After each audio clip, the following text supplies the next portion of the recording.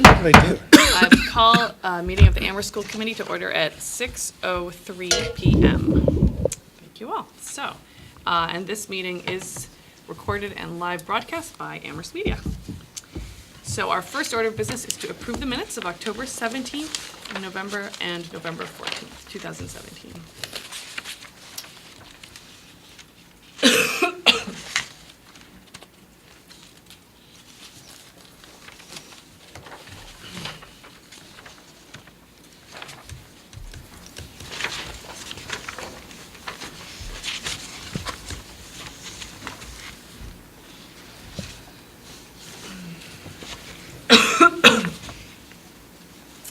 I move to approve the meeting minutes. Do you want us to do both simultaneously? That's fine with me. October 17th and November 14th. Second. Any discussion? Okay, all those in favor? Great, thank you. Okay. Announcements and public comment. Do you have any public comment? Okay, no public comment. Announcements, my one announcement was that last time I brought a piece of paper describing the role and responsibilities of the budget coordinating group. And Mr. Demling had already been signed up for that, and I am willing to step up to that unless anybody else is burning to do so. Okay, so just wanted to tell everybody I would do that. Any other announcements from committee members? All good? Okay, superintendent's update.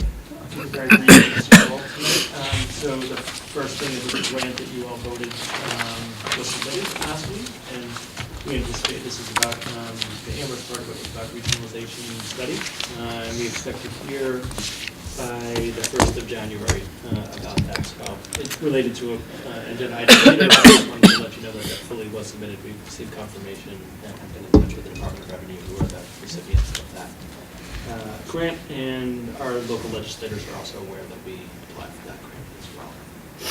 The second is about the listening session. So at each of the schools following your vote, the multiple committees vote in October, Ms. Cunningham and I are doing listening sessions at all the schools, and 2 of the 3 Amherst elementary schools are scheduled for the week we get back, and the other one I think is the following week in December.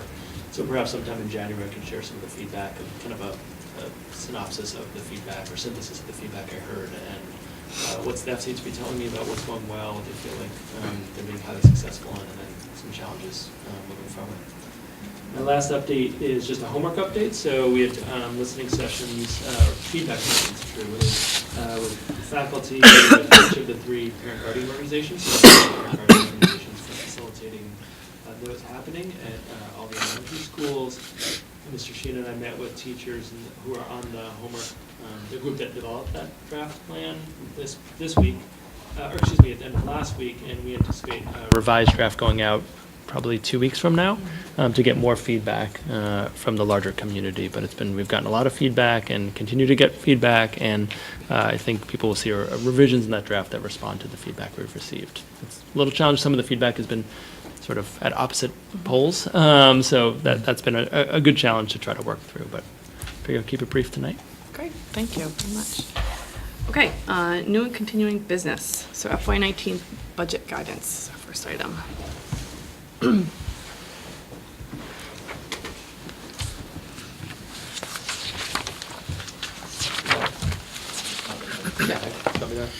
Yeah. Oh, yeah, you have an actual clicker on that.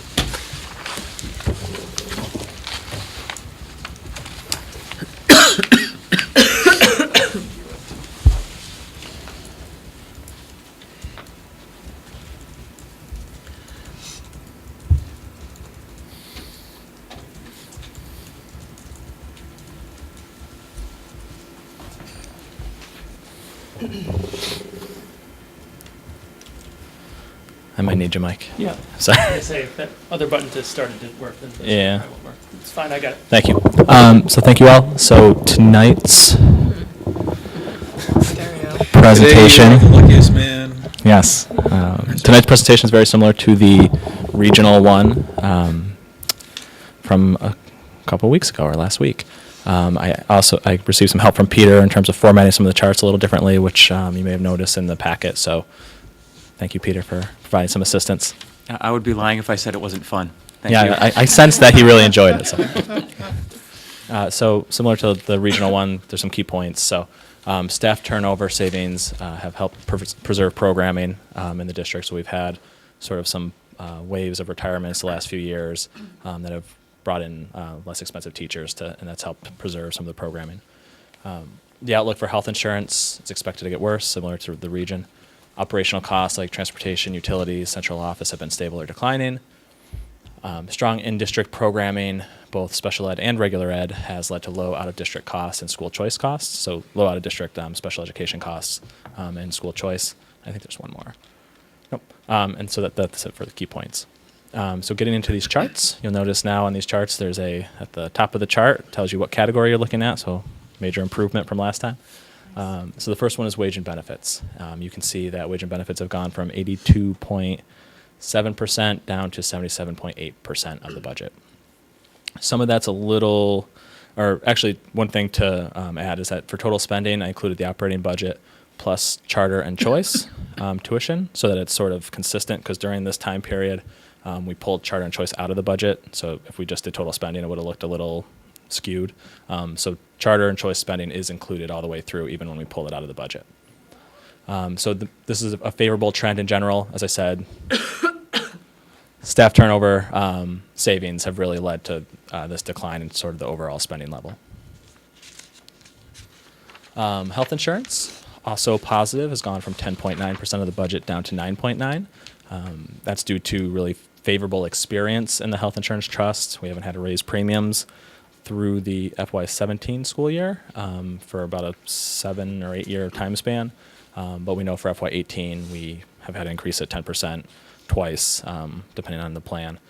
And we expect that trend to continue. So favorable in terms of the trend up until FY17, but going forward, the outlook is less than favorable.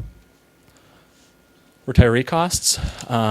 So aside from a little bump up in FY10, this trend has been, I have it as unfavorable. I guess it's sort of unfavorable, sort of neutral. It's actually about the same percentage as it was back in FY09. This is just health insurance for retirees because the pension costs isn't paid out of the operating budget. That's paid directly by the town. So this is really just looking at retiree health insurance.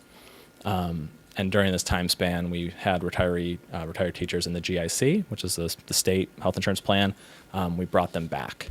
So I don't know if that was the year we had the bump, but it was, I think the bump was, they were looking at our retirees, and sometimes they were confused over if retirees were regional retirees or Amherst retirees. And I think that year was when they said, oh, we're charging you for some of the other districts' retirees, so we have to fix that, and it dropped our cost off. Charter tuition, very steep increase, went from 0% practically in FY09 because they're really, I don't think the charter school that's nearby existed back then or had just opened. And now it's at 5.4% of our total spending, so unfavorable trend. Can I? Yeah, sure. I think one thing to note, sorry to move, is I think as we've looked before, and I don't want to belabor the point, is that graph would look different in terms of enrollment of students. Some of that is based on since 2012, the state has underfunded the reimbursement percentage as well. So I think it's just a complicated financial picture. I just want to remind folks that this is a financial picture. It's not a graph of the number of students who have left school. Sorry. Yep, that's a good point. Thank you. Choice tuition. So this is a favorable trend. We're actually quite a bit lower than we were back in FY09. We were at 1% of total spending, and now we're at about 0.6%. And so that number you can see has been trending pretty steadily downward. There's a little teeny tick up in FY17, but that can be influenced by a lot of things. Doesn't necessarily mean enrollment went up. It could have been an increment related to special education or something for such a small increase. This is out-of-district tuition. So the way out-of-district tuition works in Amherst is we get circuit breaker reimbursements, which is funding from the state that we get based on what we spend on special education students. And so most of the time, our circuit breaker reimbursements are enough to completely offset our out-of-district tuition costs. And then usually we can apply it to some other stuff. We usually have enough left over where we can apply it elsewhere. So for those couple years, we see the big bump up. Those were years where we had higher out-of-district tuition costs than normal, where the circuit breaker reimbursement couldn't cover it, because this is just looking at general fund spending. It doesn't include the circuit breaker fund. But in general, it's a positive trend because we have very few out-of-district students. I think when I looked at it, Amherst is in like the top 5% in the state for keeping kids in district, and that's really related to the programming that we have in each of the elementary schools. Transportation, so favorable. It looks a little bit bumpier than I think it really is. It went from about 2.6% to about 2.8%, so it's been relatively flat over 8 years. So again, favorable. I think some of what's shifted lately has been the bus miles, how many bus miles are related to the elementary school versus the secondary school. I think transportation is one of the things we might do a deeper dive when we do the targeted sort of program reviews. But the way we allocate costs is we do a transportation contract for K-12, and then we allocate it to the districts based on the miles at each level. So sometimes the cost can go up just because the miles go up, not necessarily because the cost goes up. Utilities, very favorable trend. Went from about 2.5% of the budget back in FY09 down to 1.5% of total spend. Sorry, I shouldn't say budget, total spending. In FY09 to 1.5% of total spending in FY17. So positive trend. We do think we're sort of bottoming out in terms of how inexpensive utilities can be. Our contracts for FY19 are all coming up, so meaning that we don't have any contracts in place yet for FY19. We do anywhere between a 1-year to a 3-year contract for electricity and natural gas. And so those are all to be negotiated at this point for next year. And so other concerns, declining enrollment, as we've discussed. Reserves, I think reserves would be more of a positive thing right now. I call it a concern, but more just a thing to be aware of. The major reserve we have at the elementary level is the school choice reserve, which you'll hear a little bit more about in another agenda item coming up. But the school choice reserve fund is pretty healthy right now. And also keep in mind we have the special ed stabilization fund that was approved last year and town meeting funded it. So we have $150,000 there as well. So if we ever have unanticipated special education costs, we're pretty strong. So I'd say declining enrollment is a real concern. Reserves is actually probably a strength to be aware of at this point for the elementary schools. Questions or feedback? Try to do that really quick with the 8:30 target. I have a couple questions, and other people can jump in. Just wanted to ask with the slide about special education out of district tuition. This is a relatively short amount of time. Sure. In sort of the scope of which students are in there, because I assume it depends really specifically on which, if you have kids whose needs we just Sure. can't meet within district programming. Do you have a sense in your mind of what this graph looks like, over the past, 20 years or? Yeah, I mean, at the regional level, it's changed quite a bit. At the regional level, there used to be many more districts or many more kids out of district than there is now. At the elementary level, my recollection is that we've always been pretty good at keeping kids in district, but I would have to pull the budget book. The budget book actually, in the information section, has an out-of-district tuition piece, and it shows you a longer span of time of how many kids have been out of district. Okay. So that would answer your question. Yeah. And just briefly, we haven't always had 3 in-district special ed programs. And some of that is a response to needs that were coming up, particularly the increasing number of students in the autism spectrum. So I don't want to go too deep into it, but I think our special ed department has done a really nice job being responsive to the changing demographics of who's in special education, separate from the larger, changing demographics. And I think that was kind of a significant attempt to maintain our focus of providing high quality education in district for students with special needs as their needs changed.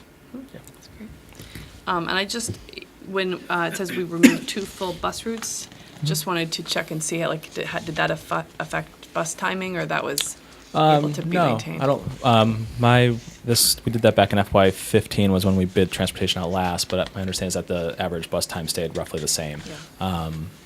typically, again, the way transportation contracts work is you do it for a 3 to 5 year span, and then when it comes time to rebid, that's when you can sort of consolidate your routes based on any changing enrollment patterns that have happened over the last 5 years, and sort of consolidate. So we typically have some level of consolidation when we're seeing enrollments go down. Okay. Other questions, comments? So, other than retiree costs and healthcare costs, both of which are, I guess, are actually healthcare costs, because you said the retiree ones Yeah. were for healthcare. I mean, that starting this year looks more unfavorable. Right. And is concerning. A lot of the other trends you have in here, and also knowing that out-of-district placements, for example, are it's just a variable of how to best meet children's needs. So you don't, other than the best we can to keep the kids in district, we don't plan for that. Right. We simply have to serve children the best we're able to. So for the other costs, the trends are generally fairly positive, actually. And I'm just wondering, when you're looking at ahead, what keeps you up at night, or in terms of concerns you, in terms of where you see budget risks? Good question. I think the trends are consistent with sort of our experience with the Amherst budget the last few years. The Amherst budget has been pretty positive in general in terms of, I think one year we had to make reductions, the other years we actually were able to add or take less from the town. In terms of what keeps me up at night, I think one of the agenda items you'll talk about tonight in terms of charter school expansion, that takes a big chunk of our funding away every year. So if that expansion is approved, or even to some extent if it's not approved, there's still capacity there where they could have an extra kindergarten classroom or do something where it increases enrollment. So that would be probably the major one. In addition to health insurance, if the trends continue there, we've sort of gotten used to no increases in health insurance for a long time, which is very unusual, but we've gotten used to it just because it's been so many years. So to see a big portion of our funding start going for health insurance is something we have to be very cautious of. I think I agree with what Mr. Mangano said. The other thing I'd add is, and we talked about this last year, is closing the gap between providing enough supports for early childhood education, because I don't feel like we're there. Last year we had to get a waiver from the state because we had more students with special needs who were between 3 and 5 than we had in room for in our integrated program. I think it's something I keep my eye on now as well, just the early childhood providers like REACH and Criterion and what they're telling us about kids coming in. So I think we want to address all the needs of the learners, but there may be some financial impact to make sure that we have the correct programming and number of preschool classrooms. So it's financial because it might involve adding capacity that we don't currently have. So it's a little different than the financial piece, but it is, we may feel both legal and ethical obligation to change our structures a little bit to make sure that we're meeting more needs at the early childhood level. Thank you. Yeah. So just to follow up on that comment, so what happens then generally if in early childhood, if we're maxed out in terms of physical capacity at preschool, and we have a too large percentage of special needs kids that meet the model of the integrated model, and we've gotten a waiver one year, I assume you can't just keep getting a waiver every year. Like what's the alternative next? So I think you'll hear about that come kind of January when we get to budget conversations. I think you're right to say getting waivers, consistent waivers for years upon years, right? That's not going to fly with the state, and nor should it fly with us. So I am, today I had a conversation with, folks in the special ed world and preschool world trying to think about that. So I think I'd probably be more comfortable coming back in a month or two with more concrete kind of planning around that than where I am right now. So just, I think the charts are great, by the way, so thank you very much for collaborating on this. Very clear, definitely help bring the data points front and center. On the special education, I think this chart is just so sort of striking, and maybe that's the reason why it's attracting our attention.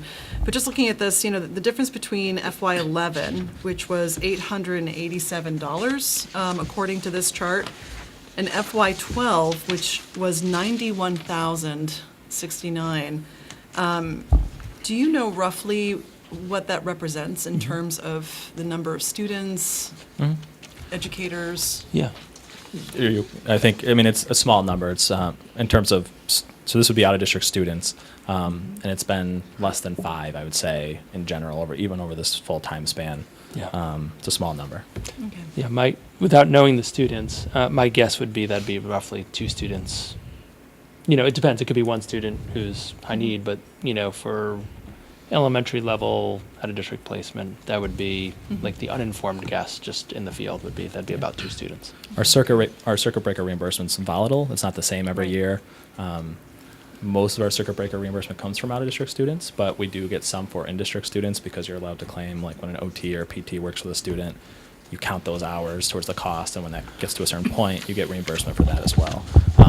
So our circuit breaker reimbursement ranges from $200,000 to $330,000-ish for the elementary level, usually on an annual basis. So you could add that amount, and I can get you these numbers so you have the exact amount, but you would add that amount roughly to this to get sort of total out-of-district spending. So again, this is just sort of what spills over into the operating budget when we don't have enough circuit breaker reimbursement to cover all of it. Thank you. Yeah, Mr. So Dunn? is the circuit breaker volatility a function of what gets voted in at the state budget level? Somewhat, yeah. Circuit breaker is another one of those things that is not fully funded. It's supposed to be funded at a higher level. I think this year it's at 70-ish%, similar to our transportation reimbursement. But I can show you some charts on that as well. But again, that's not, if it was fully funded, we'd get even more circuit breaker reimbursement. So it is subject to our kid-specific needs and also to the state and how much funding is available. Any other questions? Before we move on? Okay, great. Thank you. Thank you. Next item is FY18 first quarter budget update. Okay, so this is a relatively brief report because it's the first quarter, so there's not a lot of information that is available at this point to do really detailed projections. The major area that is sort of concrete is payroll, so that's what I'm going to focus on for this brief discussion. Through the first 3 months of the year, the Amherst Public Schools budget is on track with one major concern that requires close monitoring. In payroll, we're currently projected $101,700 over budget due to the following reasons. Increased ELL staffing at Crocker Farm and Wildwood, $53,000. Increase in general education and special education paraeducator support, $64,300. Additional classroom teacher at Fort River, $31,800, and it's low because it's offset by some other staff turnover and classroom teachers at Fort River. And then administrative reductions and staff turnover has saved $47,400. In contracts, there's $138,000 unencumbered, which is slated to be used for ELL tutors, ELL translations, special education, extended day and extended year staffing, and van monitors are the primary uses of that money. In expense accounts, it's too early to make a meaningful projection of many accounts, as I said. For example, utility projections are not reliable until winter begins, and health insurance is not accurate until October, which now I have October, but at the time I did this, October was not available. This was as of October, I think it was as of October 10th or so. So our October enrollments aren't usually available till the end of October. And October is the important month because that's when all the new hires get put into our health insurance. Food services is showing significant signs of improvement so far this year. Each month participation has increased and the financial outlook is positive at this time. That being said, some financial elements of the new in-house program are still developing, and we'll have a clearer financial picture at the Q2 report. So we'll try to keep you apprised of that more than in prior years because we brought the program back in-house just to keep you in the loop on that. Amherst is dealing with a major increase in health insurance, so this is the one thing to be cautious of. The exact amount will be known once October employees are enrolled, which we now know, but at the time we didn't. And it's expected to be between $200,000 and $300,000. District officials are working on a plan to address this unanticipated cost, and will present the plan at an upcoming meeting, which also happens to be tonight. The spending plan for FY18 might need adjustments once the total scope of the health insurance increase is known, but the overall budget is on track at this time. So a little timing issues there, but any questions on the Q1 report? I was going to ask you questions about the health insurance increase, but you told me it's You can ask me it's now coming. because I know it, so I'll just or wait I know till more. later. Is the 200 to 300 is for the Amherst? Yeah, Amherst just the Amherst, and elementary, it okay. includes active and retirees as well. There's not all retirees, but there's certain retiree plans that are affected by the premium increase. If you want, I can kind of go into the plan because it's sort of related to all this. So if you want me just to sort of transition into the plan that we have to offset that health insurance, I'm happy to do that. Could you just, it seems like there's a lot of reference to ELL funding. Sure. Could you just maybe go a little deeper into Yeah, that? and I'll let Dr. Morse weigh in a little bit, but we have noticed an uptick in our number of ELL students, particularly at Crocker Farm. But Yeah, we've noticed a significant, and we certainly can provide data. You know, our data gets submitted October 1st and just gets cleaned up. So we have our own local data, but I always like presenting it once it's public, and that'll be the case. Get to December, and actually December, one of the things Ms. Hazard and I talked about is actually having a presentation on ELL programming at the Amherst level, and I'll include that data, not just the number of students, that languages that we speak are spoken by our students, but the kind of longitudinal update on where our ELL numbers are and also what levels they're at. Because one thing is the quantity of students, and the other thing is we have students who come in who need some support, and then we have some students who come in who need it significantly more. And so Ms. Richardson, Katie Richardson, who's she's a teacher, but she also coordinates the ELL, she's going to come in and go in much more depth on that, but it's really responding to increased student needs in that domain. I just want to clarify, because I know there's been a lot of discussion about the difference between ELLs and dual language. Yeah. And so we're talking about ELL, English language learners, people, students who need assistance with learning English and therefore have a special paraprofessional or a special educator in the classroom with them to help them navigate the different, right? Right, so we're not talking about, I mean, another data set I think you're referring to, if anyone looks it up in the state, is first language, not English. That's a different data set. Right, there's some covariance between those two. But the data set that I'm referring to is students who receive support either from English language learner teacher or English language learner paraeducator support in the classroom, because they're still in the process of acquiring English. Thank you. Yeah, thank you. Thanks for the clarifier. any other questions before I transition to the plan? Okay. So if we go to the plan, there's a few pages I wanted to talk about. So the first one is sort of the budget transfer. So this includes the plan, but it also includes some other smaller transfers that have happened to date that I wanted to get your approval on. Sort of small moving between lines here and there, but I've tried to include explanations where possible. So I'll go over this now. So the major plan we have to cover the health insurance, which we're projecting at, the amount we'll need to cover is $152,717. The total health insurance increase was actually greater than that, but there were some other accounts in the risk and benefits cost center that had some savings that we could shift to cover it. So the actual total increase for risk and benefits was around $200,000, but we were able to shift some funds there to get that down. So what you're seeing here is what we needed to bring in from other areas outside of risk and benefits. So we need to increase salaries by $26,677. That's related to what I explained in the Q1 report. We have some payroll needs that, like the ELL needs and the unanticipated classroom at Fort River, that we need to transfer funds into payroll to cover. Now, we do have some funds down in control accounts, which you'll see down below, which we put there specifically for some of these unanticipated needs. We have like an unanticipated staffing contingency down there. We also have maternity leave, degree changes. So those funds are meant for payroll, and we can shift those up to help offset that cost. In contracted services, there was a $500 transfer in for PD stipends, which is just a transfer during the regular course of business to cover an expense. The risk and benefits you can see for $152,717 related to the 10% increase in health insurance premiums. And then we're getting to where the funds would come from. So our plan to cover that was to do a 10% supply reduction across the board, similar to how we did in the region, where we looked at the starting balance and just took 10%. And then there were some other shifts between accounts at the principal's discretion, but it wasn't related to this funding shift. So you can see Crocker Farm would be $7,683, Fort River would be $8,734, Wildwood would be $9,520. District-wide, $1,709. District-wide special education would be $18,331. District-wide support, which includes the Family Center, Student Services, and Health Services, would be $2,538. In program development, we did the 10% supply reduction, but we also did a $30,000 reduction to curriculum materials.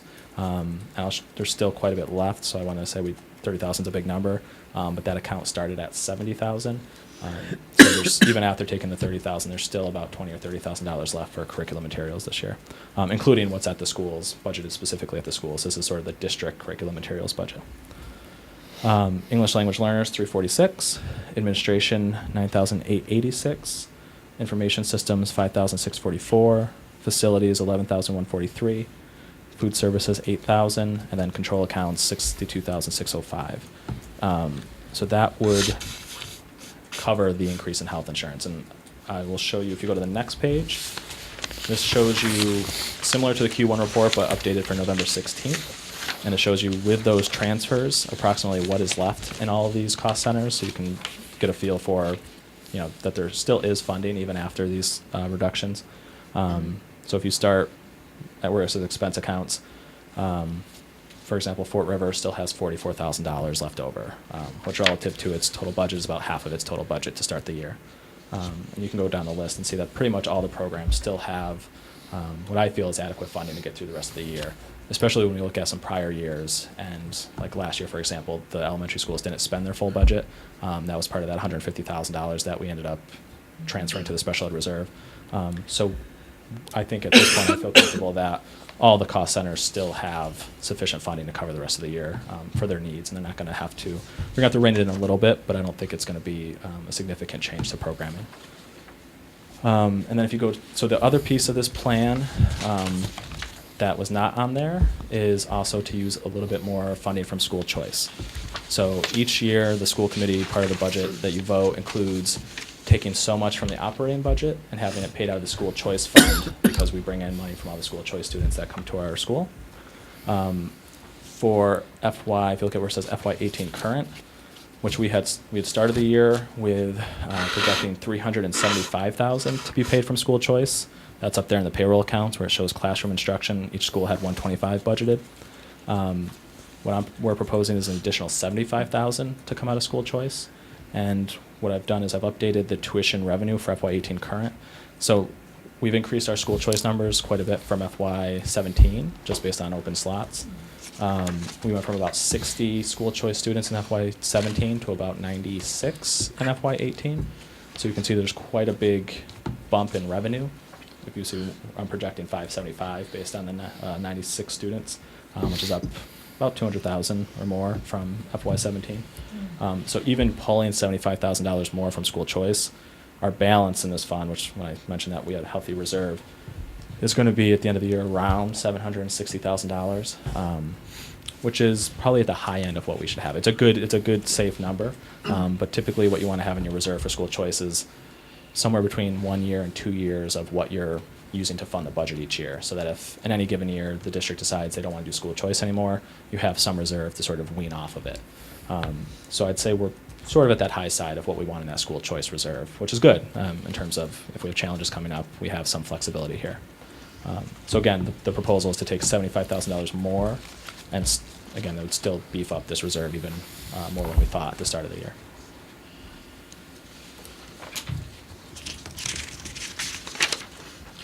Questions? Just on the school choice. Yeah. if I may.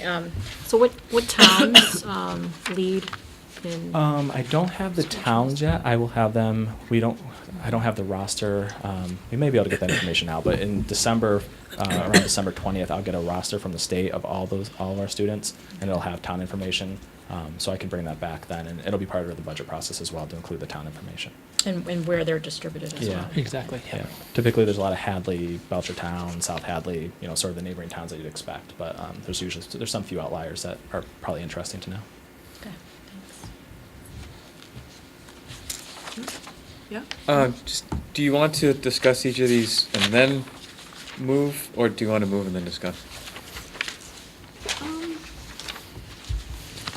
We could go ahead and make the motion and then open it up for discussion. Yeah. I move to approve the budget transfers between cost centers as shown on this document. Second. Great. Okay, discussion. Yeah. So when I look at like the 10% across the board, seems like a very fair, reasonable way to do it. I'm wondering two things. One is, did you get any significant pushback from any of the administrators of these line items about the impact? I mean, obviously nobody's happy about an unexpected 10% reduction, but there could be a case where it's depending on what they have going on, it might be notably more impactful to their area or not. And just if from your superintendent's perspective, if you had your druthers where you would say, based on what's going on in this area, I'd really rather have this be 5%, that be 15%. I mean, I'm all for fairness, but it's hard for me to look at this and say, well, this should be 8 and that should be 11. Yeah, absolutely. No, I think those are both really good questions. So I think on the first front, we didn't get any pushback from folks, and some of it's, health insurance goes up 20% for at least PPOs in the since on July 1st, right? And so I think the concern was that it was going to be greater and that the budget would be frozen. And some places they do freeze the budget and then open it back up. So I think there was genuine appreciation. And I want to thank Mr. Mangano for developing a plan that sort of, slows down spending but didn't curtail it because it's just really disruptive. And we may have to be there, right? I mean, there's unknown variables. We can't promise anything, but it didn't shut down the spending in the district. And so there was what I felt like we got at multiple districts. I'll speak to Amherst. It's more just a sense of appreciation that it was sort of a graduated approach instead of a close and then open, then close and then open, because many people, myself included, have lived through that, and it's really disruptive for the educational program. In terms of the 10%, it is a complicated thing, right? You want to be fair and you don't, but there's different needs in different places, and I think what we've continued to say is if there's an urgent need, that talk to us, right? So, I see someone from facilities here, so if there was an urgent facilities need and it needed to be spent and the budget got cut, then we would have a conversation and figure out what we needed to do to support that. So these are what the budget lines show, and facilities is perhaps an easy example to make, but the same would be true for a school level. Something happens and there's an urgent need, then we try to look in our lines and how can we make that work within kind of moderate levels of budget transfer.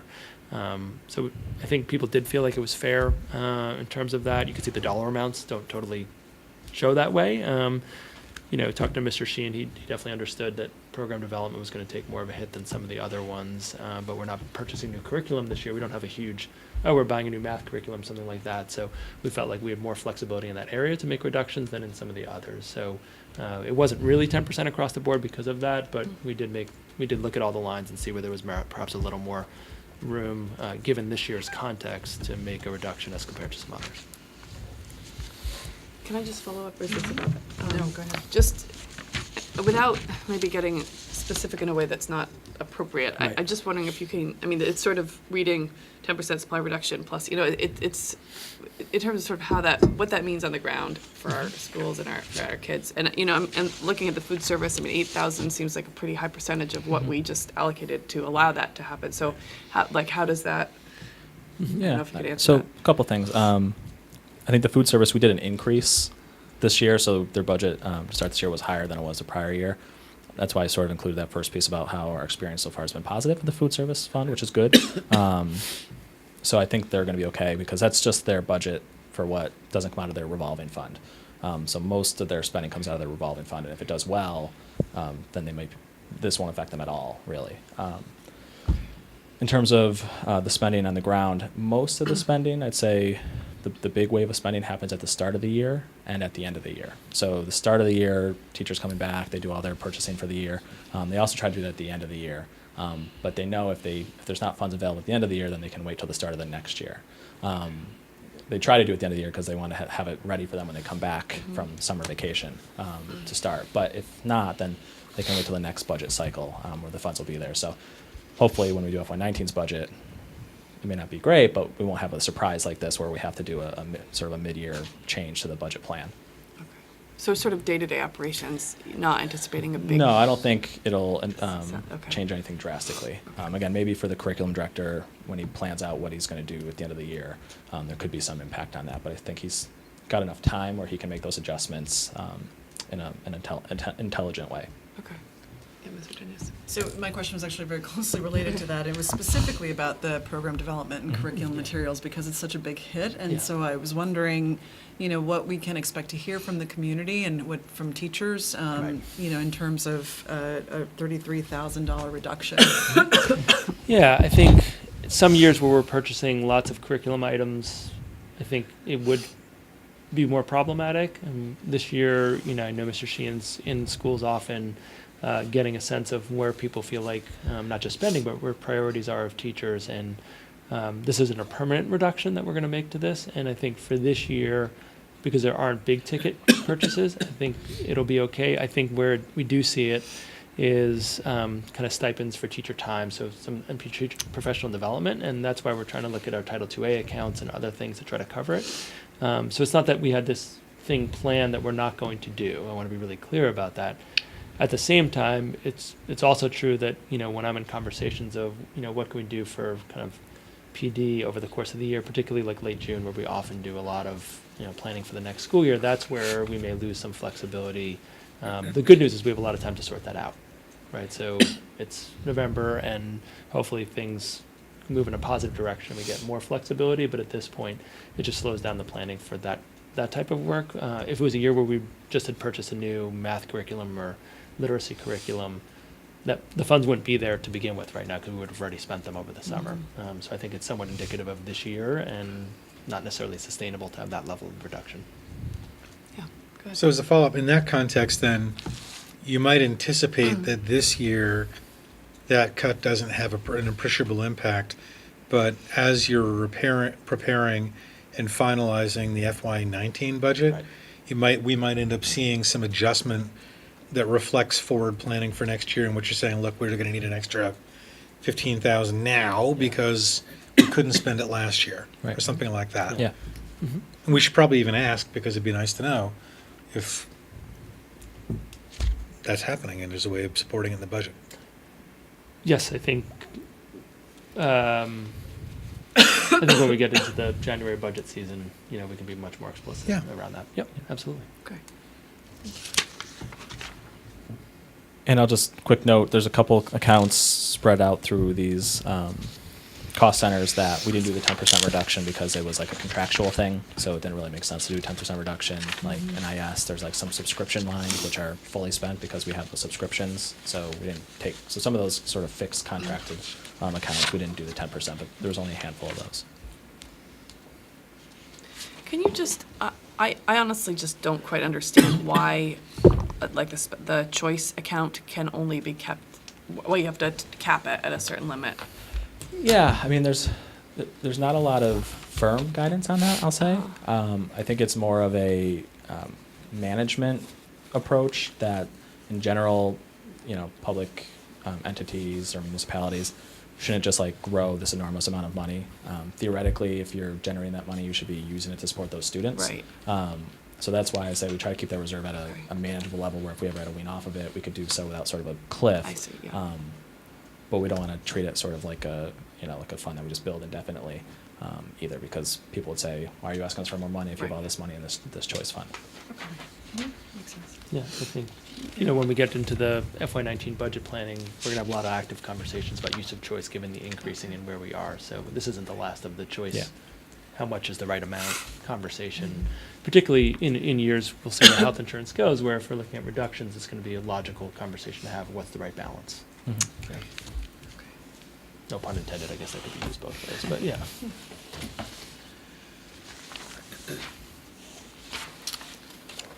And of course, if things turn for the better this year, we'll obviously restore these funds. If there's enough time to give notice, we won't take it if we don't need it. Obviously, we don't want to send money back if we don't have to. So we'll restore these if things turn for the better. And I just realized we're not just discussing, we're actually in the middle of a motion. Yeah. So, without any further discussion, we have a motion, we have a second. Further discussion? All those in favor? Okay, great, thank you. Unanimous. I'm sorry. Yeah, yes? Can I move the next item? Is that, yep, absolutely. I move to authorize up to $75,000 in additional school choice expenditures for FY18. Do I have a second? Second. Any discussion? All those in favor? Okay, it's unanimous. Thank you. I say one. So just real quick, you voted already, which is great. I just want to point the keyword there was up to. So again, if things are better and we don't need to pull additional funds from school choice, we won't. So I just wanted to say that's sort of the upper end, and if we don't have to, we won't. Having read the motion, I actually noticed that. Yeah, I just want It's to like, point out the it up says to. up Yeah. Thank you. Thank you, you. Mr. McDonough. All right, okay. So, next item on the agenda, the charter school expansion letter, which is the next thing in our packet. So this obviously has been evolution. Mr. Nakajima and myself did some work to sort of work with what the material that was there and evolve it in such a way that it had a sort of a different tone. And so I'm hoping that people had a chance to look that over and sort of get a sense of where we are with this. Ideally, we would. I mean, the thing is that this letter has evolved quite a bit since the last time. It is the second time we have seen it. We do need to get this voted prior to December 15th. So if we do not vote it tonight, our other option is going to be to have a brief meeting before a regional meeting, either next week or in December. So those are sort of the options before us. So I think that what I would like to do is to just open it up to any further discussion on where this letter is. I think if we're just talking about sort of small adjustments, we could probably make those tonight and get this finished. Otherwise, we'll have to push it forward a bit more. So, maybe, Mr. Henley, do you want to speak first? Since Sure. This was, yeah. So thank you, Mr. Nakajima, Ms. Hazard, for your revisions. I actually think, I don't think I could have gotten the letter into this form, even though I, started on it and had many revisions. So I think it's, like you did a really excellent job organizing it and making a lot of the points really clear. So I had like 3 kinds of comments. The first 2 should be fairly quick. The last one was just a possible suggestion on a sentence change. So the first Can one. I just ask you, I'm sorry. to Yeah, yeah, interrupt. go ahead. Is this version that's in here, because you told me that you had just formatting things. Does this include the formatting corrections? This does not. Okay, so this version does not include formatting corrections. Okay. Keep going. Sorry. Yeah, so I think Debbie sent out that formatted version. So if you had a chance to look at that, this isn't the best presentation mode, but I could just sort of, I printed out a copy for myself at home. But I'll go through those formatting changes real quick just so you're aware of them. And then if there's no problem with them, we can just go on to the next thing. So the first thing I did was just take off the office of the superintendent because it's not coming from the superintendent. Superintendent sending his own letter. I just thought it would be a little confusing to have that at the top. Second thing was just some spacing in the bullets on the first page, just to make that more even. And then going on to the page with the line charts, I just got the charts back onto one row. It's nice. Just to make it a little clearer. And because that happened, you can then fit the rest of the text that is speaking to those charts on the same page. And so it page breaks onto the next topic, which I think is a little clearer.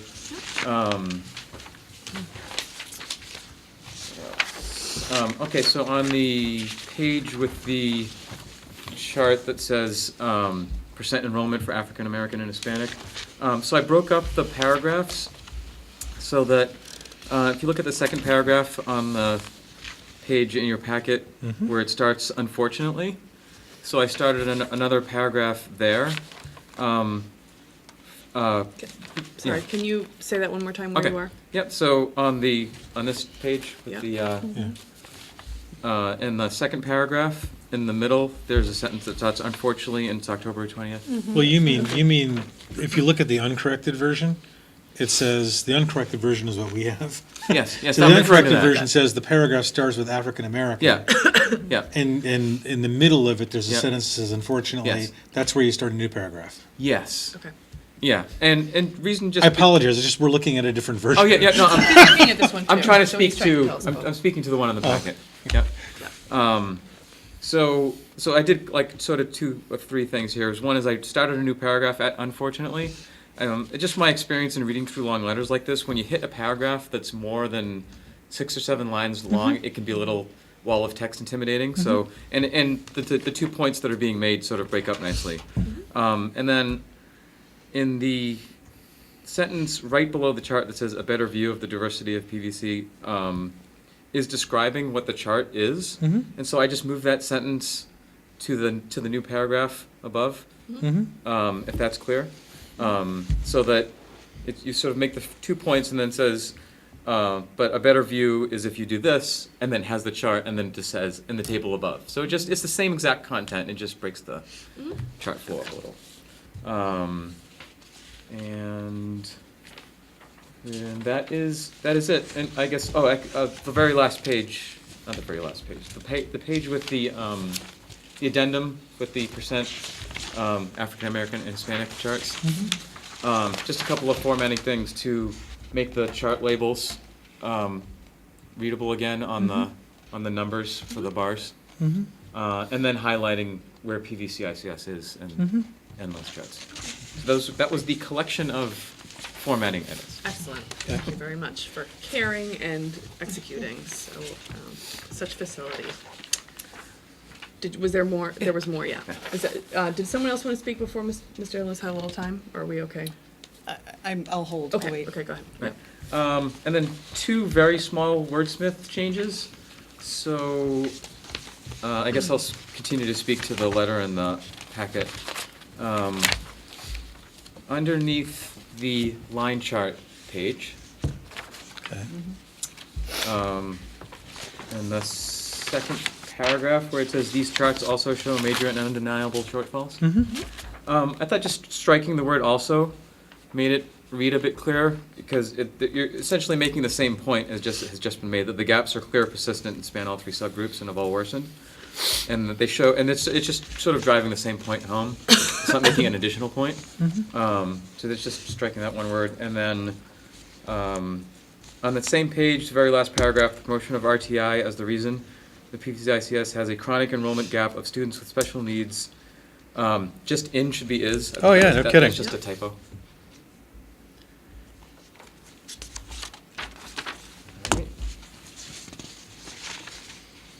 So that's the end of the micro change suggestions, and then I just had one content change suggestion. So on the chart with the percent enrollment African American Hispanic,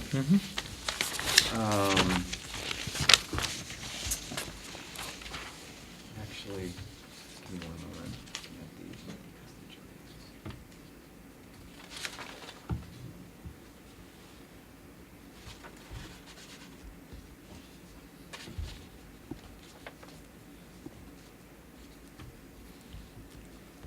Why don't I table that comment, because I need to find it, and I'll Sure. to anybody yield the else? floor to anybody else who wants to speak. Discussion? Are we going to consider those other more minor edits sort of like accepted or something, or do we need to do anything about that? What I'm thinking is that unless there's disagreement about this, someone could move to approve this letter as edited by Mr. Demling. I mean, to me, it doesn't feel like they're affecting the content, it's just making it clearer, so, unless anybody has a problem with that, yeah. I move to accept the letter as presented by the chair and by Mr. Demling as with the corrections we just reviewed. Do I have a second? Second. Okay. Yes. I'm sorry, Liz. Oh, I'm sorry, I didn't I just see your wanted to be hand. part of the discussion. if there was any Yeah, discussion. of course. I mean, I What- defer to Ms. Jarman. Okay, why don't you speak Oh, first, okay. yeah. Mhm. So I just wanted to go back to the front page, the first page, Sure. towards the bottom.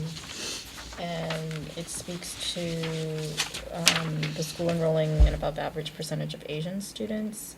And it goes on to talk about underserved subgroups that are underrepresented or under-enrolled in the school. And I wanted to see if if the data for Asian students could be disaggregated, or is there's disaggregated data in terms of subgroups within that population? because it seems like if we were to break it down, you could see that there are subgroups within the Asian American population that may not be, that may also be suffering from the achievement gap. Mr. Demling, do you have any information on that? Yeah, so the reason why it's worded like that is because if you look at how Massachusetts divides up its subgroups with MCAS reporting, so basically when you're talking about the achievement gap, right, you're talking about performance metrics, and in our state, you know, it's the subgroups as tracked by the state, and unfortunately, you know, they track one group, Asian, which is obviously, you know, a very generic and metric that needs more granular definition, but we don't have that at the state. So in order to say that there's a document, that there's a clear achievement gap, underserved subgroup, we can only point to the groups that the state defines. And I guess the only other reason it's in there is because sometimes in order to speak to that, charter schools will speak to a group that is not underserved but is not white. And so they'll speak to a group that is, and to promote diversity, you know, which you know, again, is a commendable thing. But when we're talking about underserved achievement gap subgroups, it's a different thing. I'm open to different wording, though. I mean, certainly want to make it appropriate. Thank you, yeah, and oh, yeah. Yeah, so I just want to say I share Mr. Omni Cage's perspective that, as I'm interpreting it, that there's multiple quote-unquote subgroups within any of the racial categories, Asians being the one that, Asian American being the one that we're talking about here, and some have faced more disadvantages than others. The only way I think we could probably gather that data is if they self-reported it. And I think in their defense, it'd probably be privacy, just given the small number of some. I don't know how they would do that, and I'm not sure that'd be reasonable to ask them to do that. Yeah, it's interesting. We talked about earlier the fact that Ms. Hazard and I had worked on an edit of Mr. Demling's good work, and I actually struggled with that sentence. But then, since I was busy working on other parts of the letter, I essentially gave up. But I mean, I shouldn't say. I don't mean it in a funny way. I just mean like I looked at it and thought, this. I feel like there ought to be another way of phrasing this. And then, unfortunately, by the time I was done with other sections, I didn't go back to it. To me, I mean, if we want to give a little thought while we're talking about this, to my mind, given the comment that was just made about the nature of the data we have, and also, frankly, the fact that PVCICS, I think,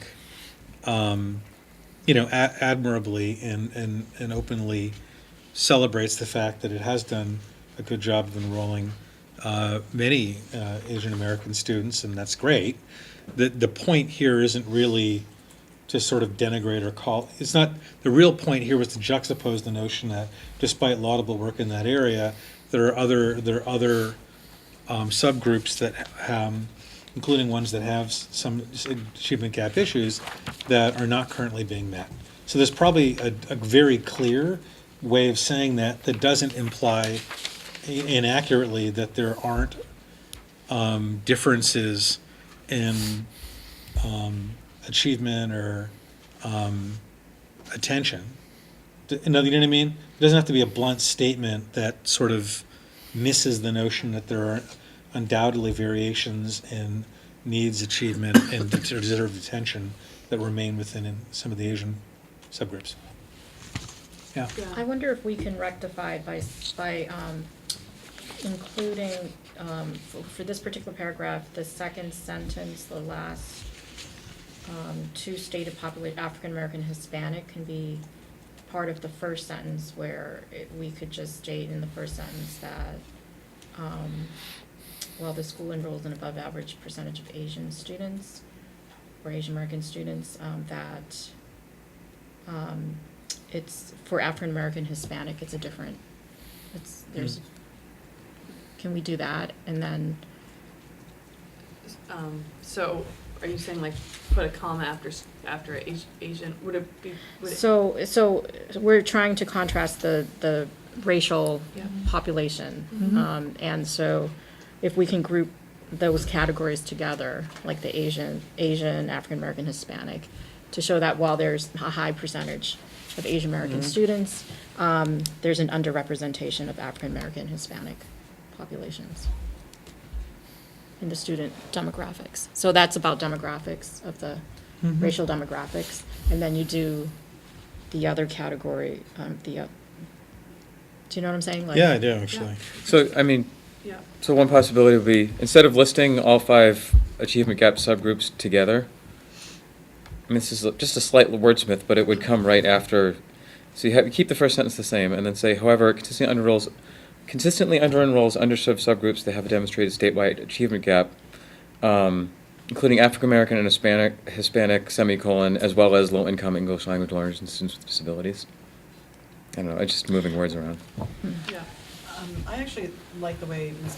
Cage is suggesting, because I think it's actually more about maintaining sort of like with like. So, you know, when you're looking at racial demographics, you're talking about, you know, sort of Asian American students, and then you counter that with the, you know, sort of juxtapose that with African American, Hispanics, or Latino students.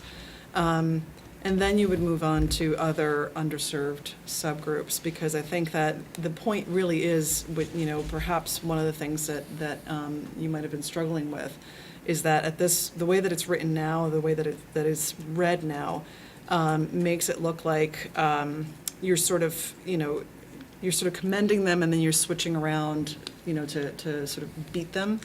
And that, I don't think that's actually what we're trying to do. We're basically trying to say you know, they are confusing different groups and trying to claim that is diversity when it's not actually diversity, right? So you want to, you know, sort of highlight that in that sentence, and I think the way that that Mr. Cage just presented it makes a lot more sense. And I like leaving the low-income English language learners and students with disabilities sort of as a separate subgroups. So second sentence after that. Yep. I'd endorse that statement that was just made. I endorsed Mr. Cage's statement a moment earlier. But I also I think what we could do is if we struck African American and Hispanic from the end of the sentence and moved it up, we could also simply say, would that have demonstrated statewide achievement gap, comma, including, colon, then you're not making it an exclusive category, which it unintentionally reads now like an exclusive category, and simply says you're listing different categories that have an achievement gap. Could you would you be able to do your best to kind of graph Okay, that right second, now? regarding demographic shortfalls, it's commendable that the school enrolls an above average percentage of Asian students. What was Vera's comment to that? Did you have We had a really nice, I think we can say while Yeah. Asian students are, I wouldn't even remove commendable, while the Asian student population is above average, yeah, African American and Hispanic populations. are underrepresented. Yeah. Yeah, that's a good sentence. Yep. And then, however, it consistently underenrolls underserved subgroups that have a demonstrated statewide achievement gap, including, colon, low-income English language learners and students with disabilities, period. Period. Okay. Yeah. I wonder if that, is there another way DESE, or, you know, the world of education categorizes these different categories? Is it special populations, or is it, I wonder if the superintendent can. Yeah. Yeah, so that's actually the exact word. So if you look at the DESE website, for instance, in the school and district profiles, the race ethnicity is called race ethnicity, and the others would often fill what's called special populations. You had it exactly right. Okay. And then may I, I like how, so in the other, if you turn, I guess it's the first, second, third page in our handout here, we speak more to the demographics with regards to the underrepresentation of African American, Hispanic populations. So does that help with that paragraph we just talked about? Does it help in In what ter- sense? Yeah, in terms of, I guess it expands on the point. Yeah. Yeah, that's why I'm not sure it has to be belabored at that earlier paragraph, because it is expanded upon later. Right. Whereas I think in that context, and also I think reorganizing it the way we just described is also important, because the letter also already makes separate points about the ability of the school to enroll, include, and serve children with a variety of special needs that focus on things like disabilities. And then separately talks about the just more generalized enrollment of children of different backgrounds or ethnicities. So I think by dividing the sentences the way they are in the front, it's actually echoing how the letter expands on points later, which is nice. Right. Yeah. And just finally, I Yeah. think I guess it's a great time to have this conversation, because there's a piece of legislation that's coming up, and it talks to the need for disaggregated data, especially for education. And I heard from Dr. Peter Kim from UMass Boston, Asian American Studies, American Studies Department, that if you look at the DUSI data, and if you see for Asian populations that are clustered in Lowell and Springfield and, where high concentrations of Southeast Asian students are, you'll see the achievement gap there for those Asian subgroups. So that's why it's, versus like Lexington, for example, which has a, different population. So, thank you. Okay, great. And I'm sorry, Mr. Wanamaker, what you said was so beautiful, and I was trying to scroll and I'm not sure I got it. So let me read this and tell me if this works, because I want to get the words correct. Second, regarding demographic shortfalls, I changed this a little bit, so just work with me. The school enrolls an above average percentage of Asian students, but consistently under enrolls African American and Hispanic. I think No. while the school While the enrolls an school- above average percentage of Asian students, Uh-huh. it consistently, something like it's not the case or it's not true for Asian. I think what you Hispanic had earlier is populations. while this school enrolls an above average percentage of Asian students, African American and Hispanic students are underrepresented, Okay, great. which I think is pretty straightforward. Okay, thanks. Oh, okay. Okay, are there other thoughts? Yeah. It's a very small one, but I think this was drafted originally from a regional template, so Yes. Representative Kulik is on here. And so I think that's really important for the region. I think since he doesn't represent the town of Amherst, it probably should be stricken from the letter.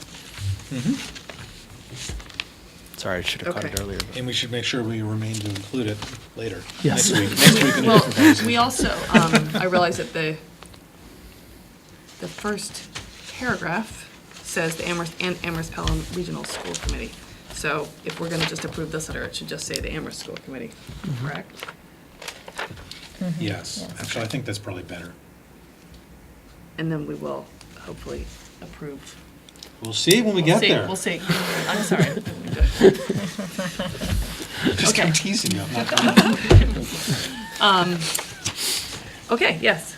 So I really like this shorter version. I think all of the edits and changes that have been recommended are great. I don't have anything else that I feel needs to be discussed now.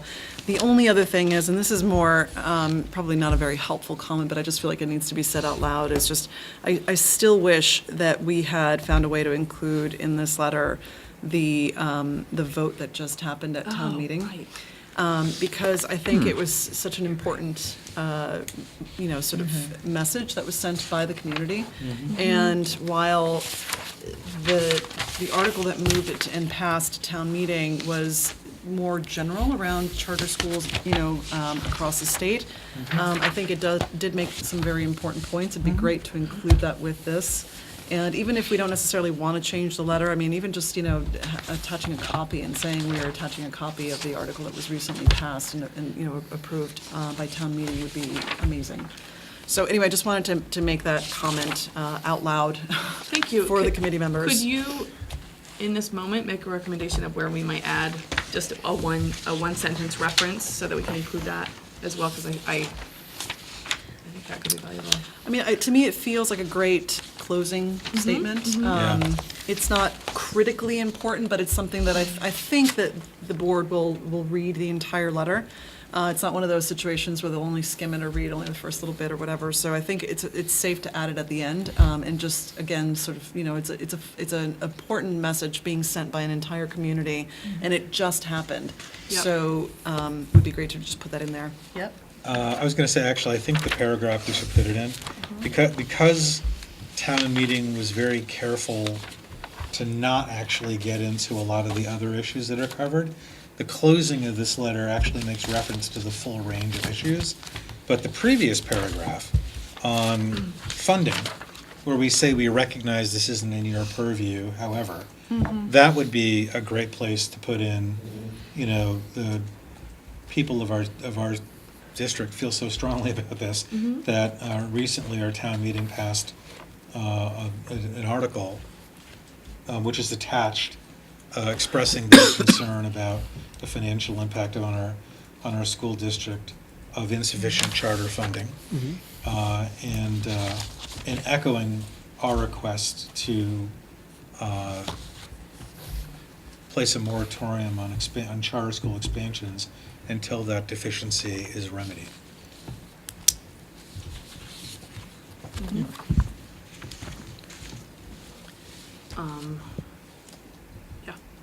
I would think it could make sense to add a fourth bullet in the front page to give, assert there that,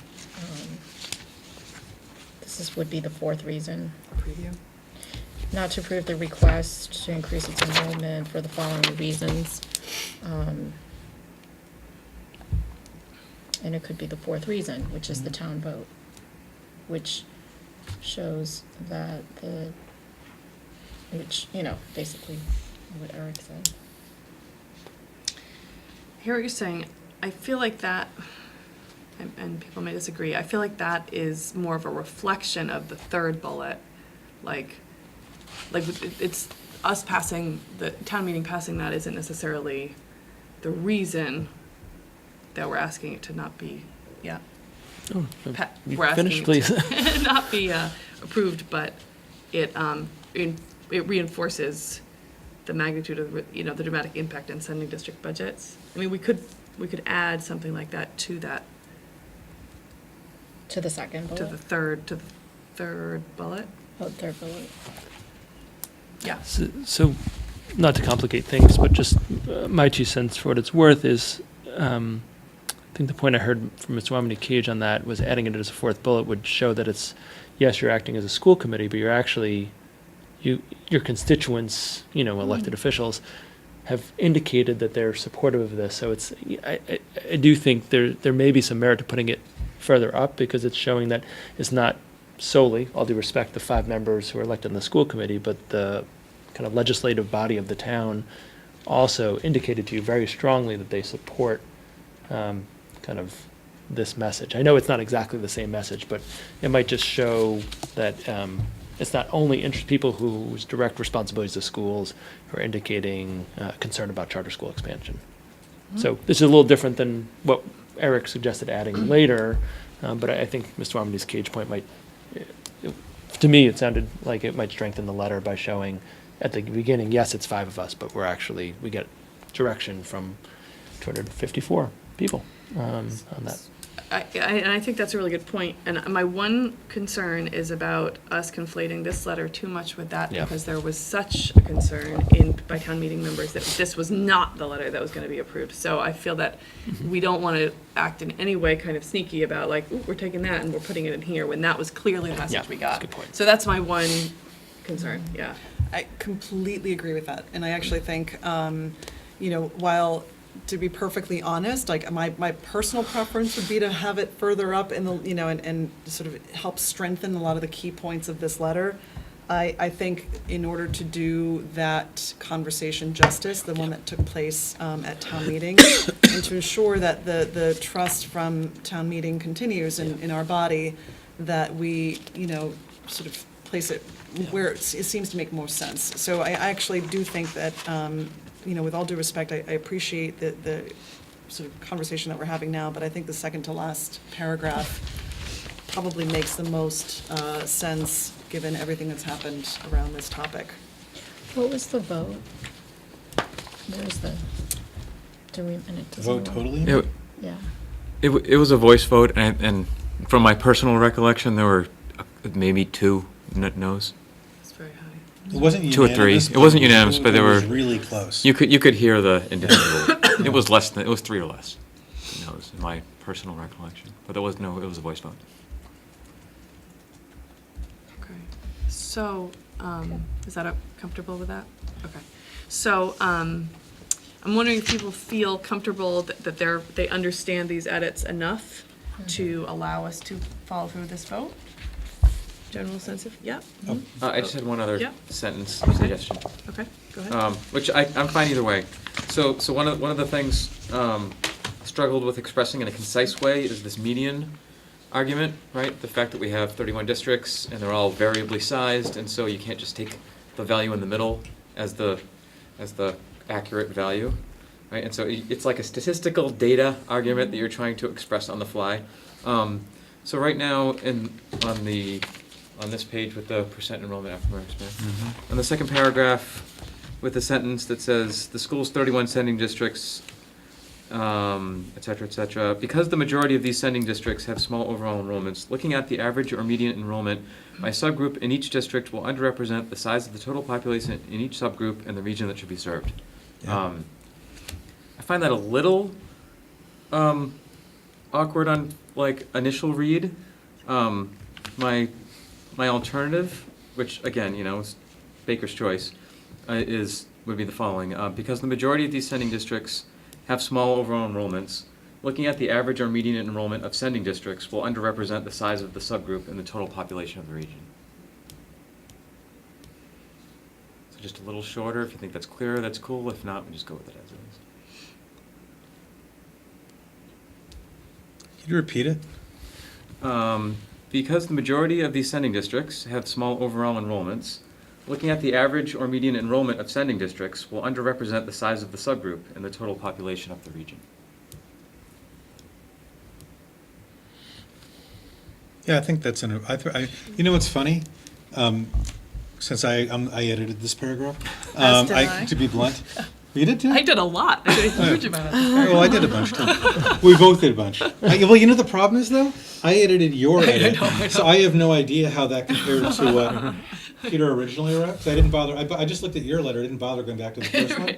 And so the funny thing is, this sentence here is an improvement on the sentence I originally rewrote. It's a hard. I point will to say make. this: I think that what it is you're just suggesting now is an improvement on the sentence that's here, which is an improvement on the sentence that was there before, that apparently is an improvement on the sentence there originally. I'm fine with that. So we're going in a big I'm all circle. good. All right. All right, Fine yeah, with it, too. fine with it, okay. All right, so, without further discussion. Oh, I'm sorry. Yeah. There needs to be also a change in the Amherst Pelham region Oh, thing thank down here you. below too. Commentary by the, okay, thank you.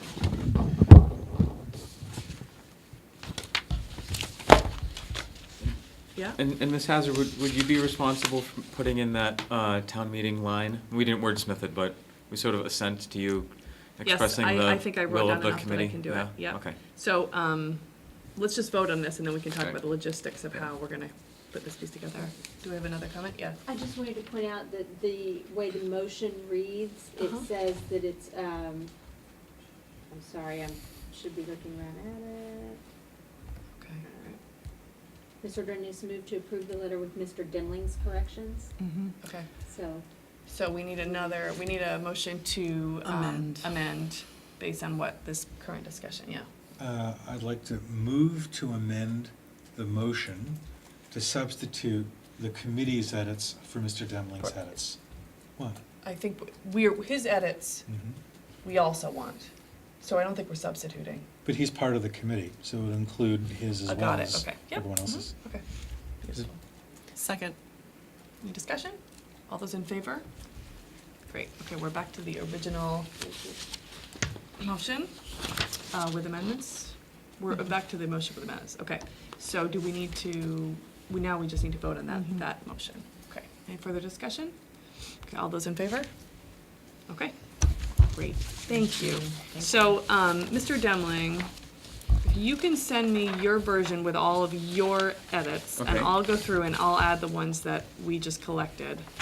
That would be great. And then we're gonna get this is gonna come before Region next week. I was actually going to ask you if you could do me a favor, once you're done with that, can you send that back to Deb and myself? Yep. And then we'll make sure it conforms with what the region should say. Yes. And then we'll substitute that letter next week for what was in the packets. Okay, that's great. Yay! And at some point, the select board asked that we send them our letter.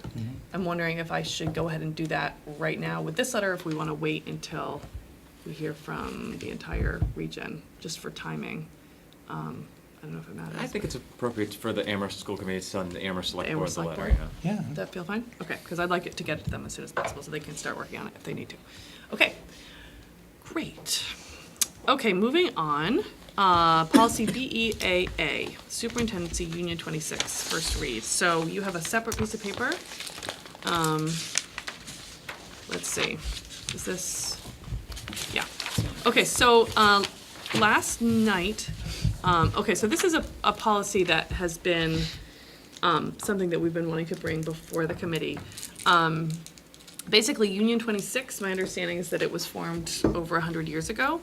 But efforts to find original documentation of exactly what, the official formation of that have been unsuccessful. So there has been efforts to create a policy that we can put in the books. And in fact, a policy was created back in 2011, but it was never approved. It was written and then there was probably transitions in school committee or policy subcommittee or leadership that caused it to not ever actually be approved. So we are looking to get a policy in the books. And last night, the policy subcommittee met and looked at this a little bit.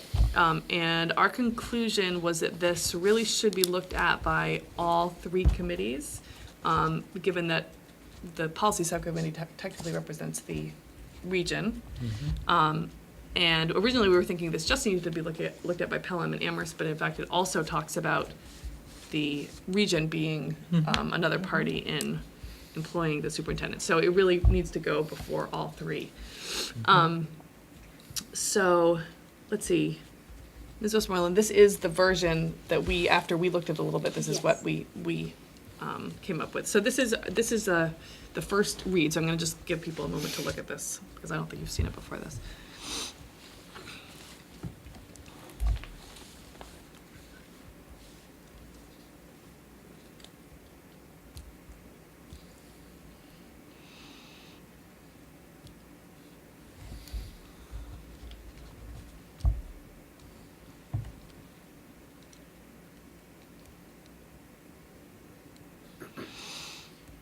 So, Ms. Westmoreland, we talked a little bit about you looking into the particulars of the financing.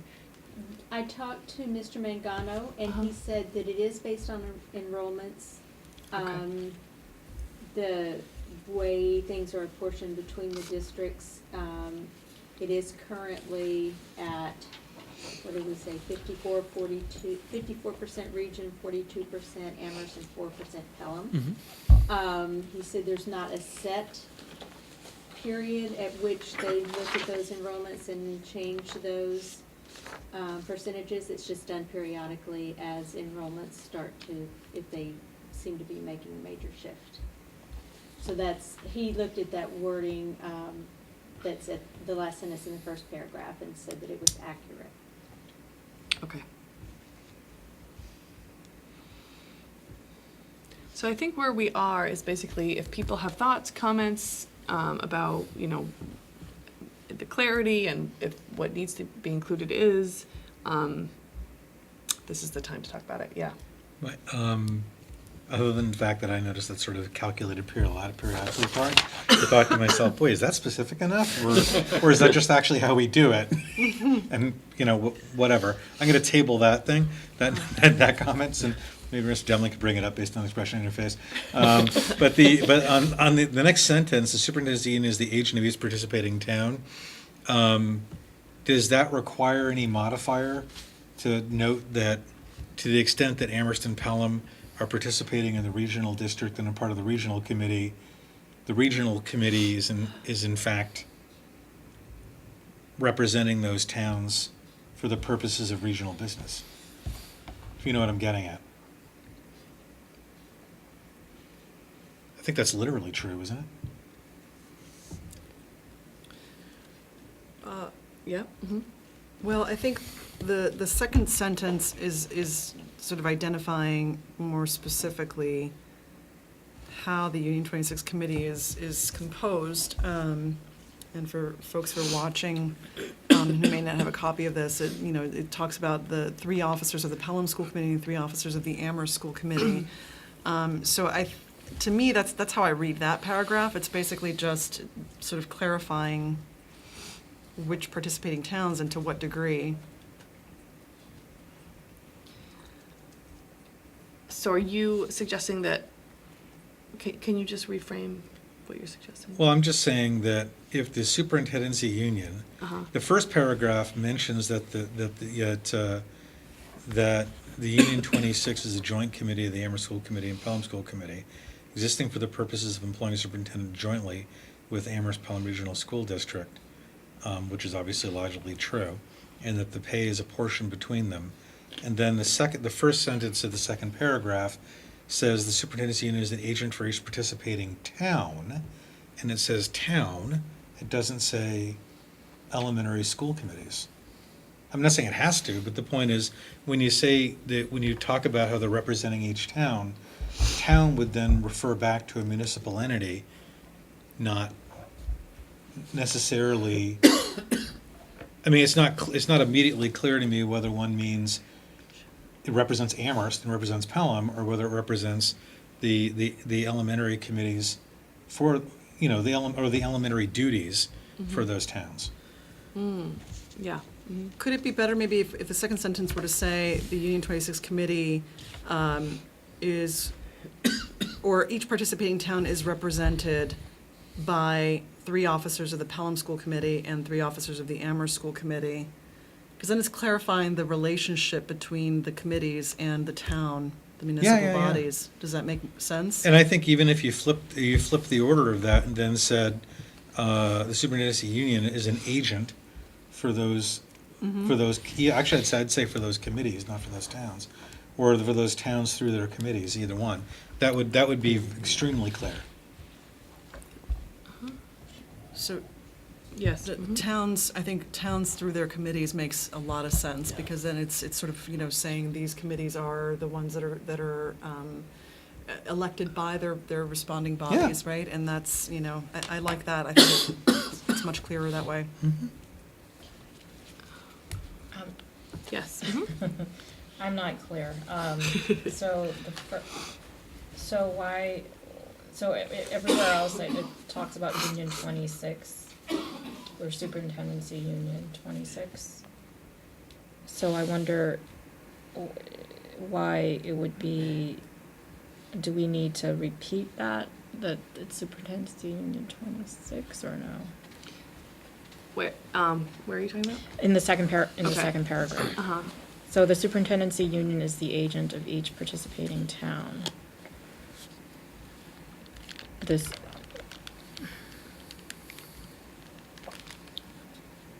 So can I say what I think was just suggested? Sure. So I think what was just suggested is to start with, the Union 26 committee is composed of 3 officers of the Pelham School Committee and 3 officers of the Amherst School Committee.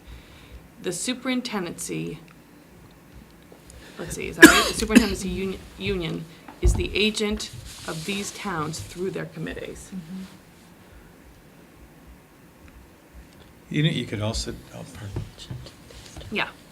one could even imagine I'll let a grammarian fix this, but one could imagine if you said the Union 26 committee is composed of 3 officers of the Pelham School Committee and 3 officers of the Amherst School Committee, then put a semicolon or whatever would be after that, and say, and is the agent for each committee or each town through those committees. Is the agent? What is the age, like, yeah.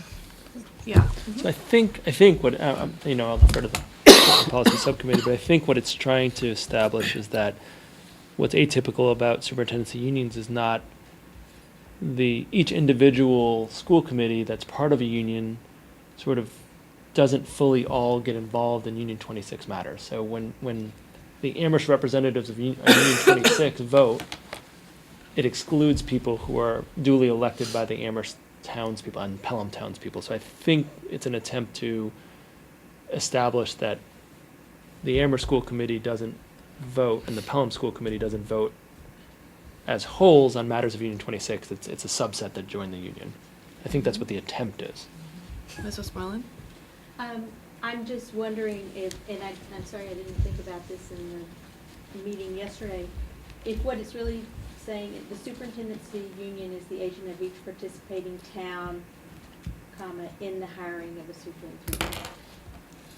Because that's really the only thing the superintendency union does. I think what Mr. Nakajima was getting at was that it's not just the town, it's the town's school, elementary school committee. Is that Yeah, what it's, you're well, getting it's, at? I mean, I think there's sort of 2 things on the table right now. I mean, one, which I certainly agree with, is that having some sentence in there about the fact that the supervisory union is an agent on behalf of these 2 school committees is actually incredibly important, because it makes it clear this entity called Union 26 is in fact authorized and empowered to do certain things on behalf of these committees. It isn't just simply like a nice working group, right? I mean, it is authorized to do these things and is therefore an agent on behalf of the committees. The thing I was hung up on, which is probably being overly picayune, but I think it's could be important, is that the usage of the term singularly in that sentence of each participating town Right. confuses the notion that since it doesn't say each elementary school committee, it says each town, it confuses the notion of whether Union 26 in fact could arrogate certain duties upon itself of the towns of Amherst and Pelham relative to the regional school committee's operations, which obviously isn't intended, but that's why to me the language should be clarified to make it really clear that it's not, the extent that it's an agent for each town, it's really through the agent for each town through its work in these respective committees, elementary committees. So just going to what Ms. Westmoreland was adding, so what if we did what you had originally proposed, which is starting with the Union 26 committee is composed of, and then the next sentence, the superintendency union is the agent of these towns through their committees in the employment of the superintendent? Yeah, Does that- through these committees, I would say. Through, Because then in the clause, it's clearly referring to the Amherst School Committee and the Pelham School okay, Committee. through these committees, and is indicating in the employment of their superintendent, because that really is the role of the union? So I maybe I'm being overly cautious here too, but I think I had heard Ms. Westmoreland use the word hiring, which I was a little concerned with because it's not just the hiring, it's also the evaluation. So perhaps employment, which is the word change that you just made, makes sense to address that concern. But maybe we also need to specify that it's employment and evaluation. Or maybe employment just captures it all, which is fine by me. I mean, I feel like it probably captures the whole thing. I think it does. Like every piece of it. Yeah. Does Union 26 evaluate? Mm-hmm. Or is it Pelham and then Amherst? Or it's That's a good just, question. right, because Union 26 doesn't evaluate it. Because Amherst evaluates and Pelham evaluates, not Union 26, which is comprised of the 3 officers from each committee. Yeah. Well, Union 26 has to preside over the evaluations, I guess. So while the individual committees are making the evaluations, the Union 26 has to ensure that those representative bodies are actually evaluating the superintendent, and that that's being recorded as a Union 26. I mean, Union 26 has voted on it, has reviewed the evaluations. I mean, we can do that moving forward as a new policy, but I don't think, I think what we've been operating, it doesn't necessarily mean it was prescripted through policy. But if we want to, if it makes sense to do it, because I don't think there was I don't, okay, all right, guys, something to say. Yeah. Since this is our first read and we don't have to literally finalize our Mhm. draft tonight, Mhm. I think it'd be worth going back to whatever statute allows supervisory unions and look back to see what legal language is in there regarding the duties of a supervisory union. Because my guess is they're specified in statute, and we can just steal whatever terms are used in there. Because also whatever terms are used in there are probably mandated. Like those probably are the actual, if you'd bother to have one of these things, those are probably the duties that are specified for one of these committees. So I think I have that right in front of me. I do. I Look at think I that. Good for you. do. Good for Emily Marriott. Her credit. I did print it out. So, the joint committee shall annually, after completion of annual elections in all of the member towns, meet at a day and place agreed upon by the chairman of the constituent committees, and shall organize, blah, blah, blah, sorry. It shall employ for a 3-year term a superintendent of schools, determine the relative amount of service to be rendered by him in each town, fix his salary, which shall not be reduced during his term, and may provide for fringe benefits and other conditions of employment, including but not limited to severance pay, relocation expenses, reimbursement for expenses incurred in the performance of duties or office, liability insurance, and leave for said superintendent, and shall apportion the payment of thereof in accordance with section 65 among the several towns, and certify the respective shares to the several town treasurers. He may be removed with the consent of the department by a 2/3 vote of the full membership of the joint committee. I don't know if that helps. So it does actually Okay. for me. One, I would just simply use the word employment as described earlier. And I would then say something for as provided for under Mass General Law, chapter blah, blah, blah. And refer people back to the statute if they want to see the whole paragraph. That's what I would Makes do. sense. Yeah. So given that this is a first read, we don't need to finish the whole thing. I agree with what we've just discussed about employment, because there's also contract negotiations and adjustments that aren't necessarily the hiring moment. I'd be interested if there's some reason why we can't change periodically to like annually, if there's some logistic thing about, enrollment numbers that get refreshed, and whether that happens annually enough such that we can update or reasonably annually or something like that. The fact that it just sort of floats out there periodically seems a little odd. And just real quick, the other comment is, so I'm guessing that the whole reason we're doing this is because of the pending regional school district planning with It's because we Pelham? don't have any Oh, it's policy on unrelated. this. It's unrelated. Oh, okay. It's because we need to do this. Right. Yeah. I know, but that is related. but it's Okay. Unrelated, yeah. Yeah, so I think in terms of the adjustment, it's not just the superintendent, but there are many central office salaries that also use the same formula. So I think the downside of, if Mr. Mangano was here, he could say it more articulately, but the downside of changing those every year is it would create an incredible amount of work for the payroll office to make very, very minor adjustments every year. So I think specifying a year, totally open to. I think the annual, so if we get, 0.3 more for region than Amherst, there's a significant number of employees, not just central office, but all the maintenance staff, bus drivers. Everyone has to have like this very, very slight adjustment to the split of how they get paid and where their paychecks are. And it just makes a tremendous amount of work for small difference between the districts. So I think creating some level of cycle that's regular totally makes sense. Annual feels like we don't have enough shifts and it creates kind of logistical nightmare for the business office. No, I'm realizing, given the time and our Yeah. agenda and our commitments. Okay, I so will- here's where we are. I mean, the thing a little tricky about this is that we as Amherst don't actually have a policy subcommittee to work on this for us. So, I'm wondering if this committee, this body would feel comfortable, I mean, I'm on the policy subcommittee, so I could bring this to them and we could work on it based on your feedback, if that felt comfortable, given that there's also a Pelham member on that, and and a Shrewsbury member, and Ms. Westmoreland, so, there's quite a lot of Do you input. want to vote, or should we just nod our heads that it's a I think wonderful just idea? nodding if people feel comfortable with that. And I also, the Pelham School Committee would also like to hear our suggestions, because they're gonna have this same discussion at their meeting next week. So I think what I'll do is I'll just basically give, here are some of the ideas we had. We didn't come up with anything final, but that'll kind of give them a place to go from, okay? Yeah. Okay, thank you for this, yeah. So, so there was, a draft policy before.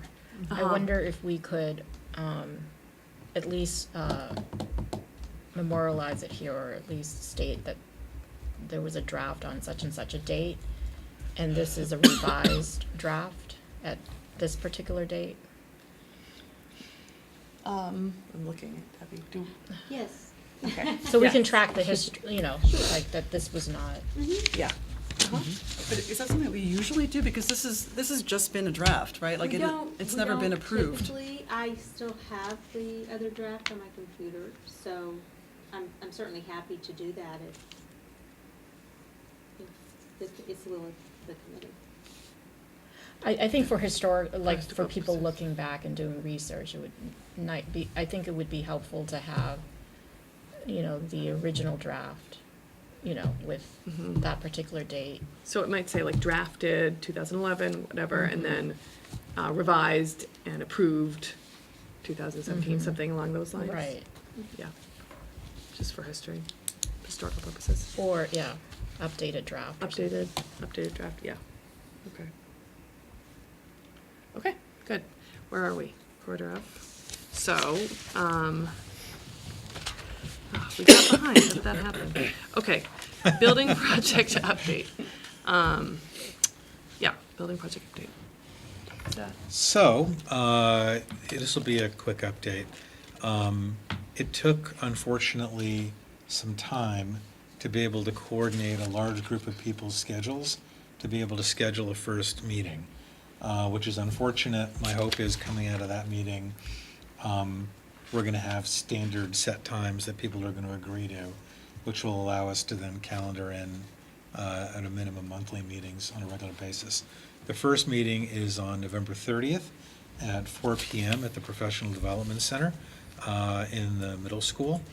And the superintendent and I put together an agenda that's gone out to that committee today. A couple things. One, by the way, I should say one of the members, Maria Kopicki, was very helpful in getting training for Amherst Media and kind of getting that going so that we'll be able to film the meetings and broadcast them on Amherst Media, which is terrific. The first meeting, we also met with, Superintendent and I met with a couple folks from Town Hall, Claire McGinnis and, I had it before. Anthony Delaney. yeah, Anthony Delaney, exactly, he's a procurement officer. And set up a first meeting in which, after electing a chair, Mike's superintendent's going to be very helpful in helping to facilitate the meeting till the chair is elected.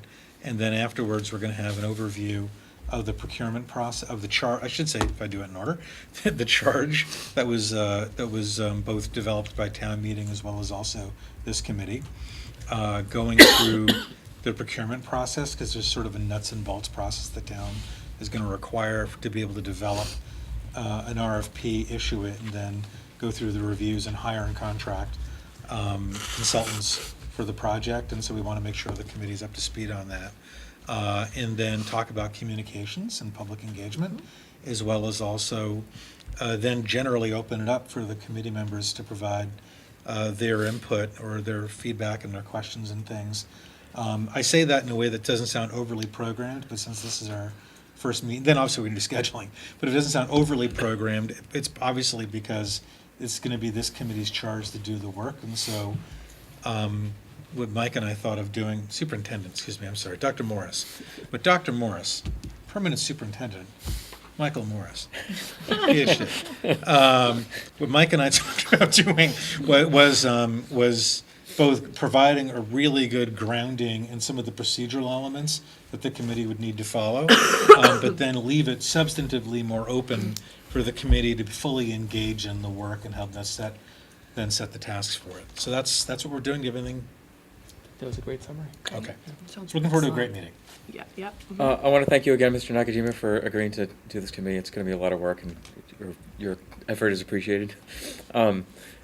Just real quick, I think you mentioned it, that it's going to be at this meeting, but definitely I think having the mission statement that we drafted up as that everybody at the committee has is going to be good. And kind of related to that, just from talking to people in the community last weeks, months, I still think the really simple, basic notion of scope is still your biggest challenge in terms of the committee communicating that, most people I talk to when I talk about building committee still think it's, we're building 2 new buildings.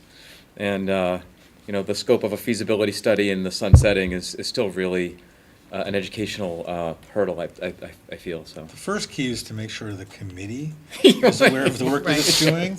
And then if we can solve that, then I think we can then work, coincidentally, on trying to broaden public awareness of it. Yeah, and just on that point, if it's okay to add, one of the pieces is, I think after the chair, is understanding the charge, to your point, for the committee, and as Mr. Nakajima said, and I think one of the last agenda items is communication and broad stakeholder input. So I think hopefully there's some synthesis between those two, because I definitely have we want to address the concerns beyond the committee, so that's spot on. So just one quick comment and then a question. I'm wondering if it would be possible for future agendas, when we are going to get an update about this feasibility study, if we could not call it the building project, and that's to Mr. Demling's point. I think there's a lot of confusion around sort of what the status is of the former building project known as, sort of the Wildwood project. And so I think just for people that are looking at agendas and using that to inform their understanding of where we are, it would be helpful to just make sure that we're stating this, calling it the feasibility study, Fort River feasibility study, if we want to be, I guess, totally accurate. And then my question was actually about, you mentioned getting Amherst Media, and I was under the understanding that Amherst Media was under contract with the town and therefore could not expand to cover these meetings. How did we finagle that one? Good question. It's not actually really being finagled. They are open to volunteers volunteering their time to do filming. Then there's also I think, modest fee for training those volunteers. So the school building committee, one of its, actually, I didn't tell you I'm sorry I'm holding back. I'm already not being transparent. There's another element on the agenda that I didn't share with you. It is approval of payment to Amherst Media for services rendered in training the volunteers to do the filming of the committee meetings. So in fact, as part of their mission, they're making availing volunteers of the utilization of the equipment to do the filming, but in fact, they're not doing the filming. And so they are not doing it as part of their, you're correct in everything you just said. It's an easier answer. So my understanding is that volunteers were found by Oh, school building absolutely. committee No. members. That's how a I- wonderful bit of news, actually. It's Volunteers great. stepped up to do it. Yes, It's great. that's really great. But using Yeah. Amherst Media equipment. Correct. Yeah. And then it'll be broadcast over Amherst Media. Thank you very much. I appreciate that. So thank you to those volunteers and for all the who. Yeah, it's awesome. Yes, Ms. So Fleming. is there a dollar amount that we need to approve? No, the school building committee needs to approve it. It's going to come out of their budget. Okay, great. So would it, I know I saw that there was a call for volunteers to step up to do this. I wonder if it could be, would it be helpful to offer a stipend for those volunteers? That might help to secure. My understanding is we have volunteers who have volunteered to do it, Yeah. correct? Yeah. Okay. So, yeah. To me, that's a conversation that the school building committee could have, Great. you know, Sure. what they Good point. choose to do. Yeah, it's going to, I was Yeah, I was actually gonna make the same point. That's really an item for the school building committee to figure out. And I mentioned at the beginning, and I think unfortunately, as we've been sort of, waist deep in this for a month and trying to help get this thing going, that was shorthand for why I was praising the fact that one of the members of the committee, Maria Kapicki, had stepped up, is that was actually shorthand for a pretty significant effort to understand our Amherst Media's obligations of the contract. If there was a pathway to be able to tape the meetings, if so, how we could recruit volunteers, train them, reimburse Amherst Media for their expenses, and then organize that process. And so when we talked about how one of the items on our agenda for Amherst Media is for the Fort River Feasibility Committee is to talk about communications and outreach, that's really going to include a basket of activities that the committee is going to have to engage in, one of which is obviously going to be ensuring the sustainability of this process of taping the meetings, and then there's obviously a series of other sort of both outreach as well as update and communication work that will need to be addressed at that time. My one thought was, given that we had these fairly robust school building committee listening sessions, and there are a lot of comments were gathered and recorded as a result of those. I recall that I created a document, and certainly anything else is welcome to go in there, but that was, that was what we sort of have right now is a record of a lot of what was of the comments about sort of what people's expectations were and what they'd like to see. Now, not that they're all realistic, but I think it would be great if those could be, right out front for the school building committee in terms of here's what our constituents are looking for, here's what they're thinking about.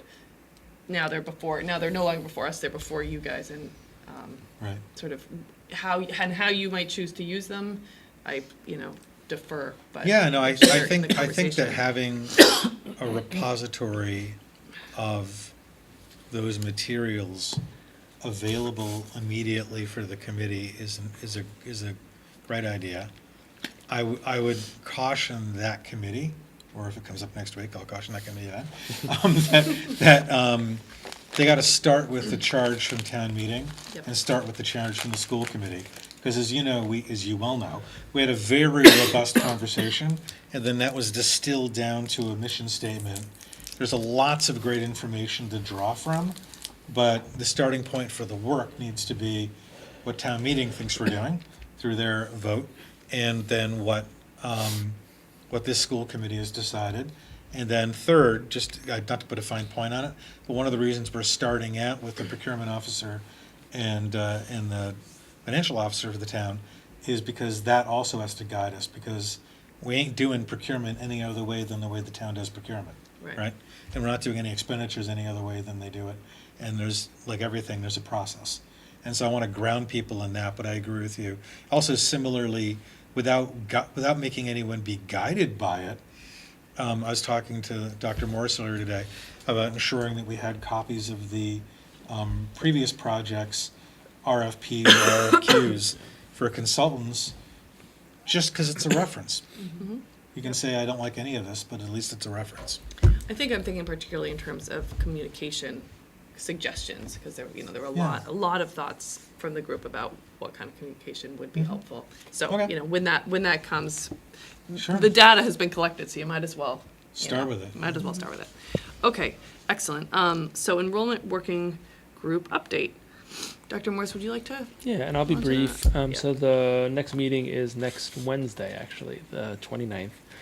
And we have 5 working groups. I'll let Ms. Hazard talk about dual language, but the special education group has surveyed all families of students in specialized special education programs, and they're analyzing that data. The preschool group chose to focus its attention on current kindergarten students who did not attend preschool, families of kindergarten students who didn't attend preschool, to try to understand the reasons why families chose not to do that, and that's really their focus. So that those phone calls are being made over the next week, and they're getting data on that. The enrollment trends group has been working with kind of statewide and local housing authority, looking at long-term trends. There's some interesting ones, and not to steal their thunder, but you look at kind of number of families, statements I've made in public meetings. You also look at live births, which are actually, next year's kindergarten we didn't anticipate to be larger than we've had in the last couple of years because it ping pongs around, right? And so they're looking at all that data. And I have less information on the group looking at socioeconomic balance. I mean, I know they've been doing a lot of work. They've been in other districts. They chose not to survey. They chose to get more anecdotal and qualitative data from both our district. They've been looking at long-term trends in our district. All the groups are trying to get to a place, and they're all struggling, I think, with timing and making sure they have enough time to analyze before they present to this body. So I anticipate our next meeting will be trying to schedule more than, not all 5 groups presenting at the same school committee meeting, because I think we won't get to the level of depth that you all need to hear and honors the work they've done, but trying to figure out who's ready to go when, so that they can bring their work in relatively short order to the committee for digestion, consumption, and then kind of planning out what the next steps are. But I don't want to speak for the dual language group, given that Ms. Sure. Hazard's on that subgroup. Yep, so my group has been looking at the sort of the implications, the interests and implications of a dual immersion, a Spanish dual immersion magnet school, as well as sort of dabbling in trying to figure out what the interest level is in language at the elementary level in the district. We've thought obviously a lot about how we want to ask these questions, but you may have seen that a survey went out to all preschool and elementary students. Preschool, not just our preschool, but we really tried to target preschools all in the area, within the district. And so that results have come in, and so we got 279 respondents, which was and a pretty good, more heavily weighted on the preschool, kindergarten, which is great because those are actually the families who might actually be able to benefit from this should a program come into place. So we are in the process of analyzing that, and sort of in the work that we've done, we found that there have been a lot of inroads into creating a program like this in Amherst. We keep finding more reports, 2009, 2005. So this is something that's been looked at. There's been a lot of interest. You probably have heard it brought up at town meeting. Sort of in the water, and we really wanted to see, okay, how much of that is real? What can we do, what kind of information can we gather to really see if this is something, and what's the level of interest, and can we kind of dig into what that interest is? So I think when we come to the school committee, I'm guessing that it's going to be kind of a look at here's where we are right now. Here's what we're getting, the data we have around our community, and so it's pretty interesting. Okay.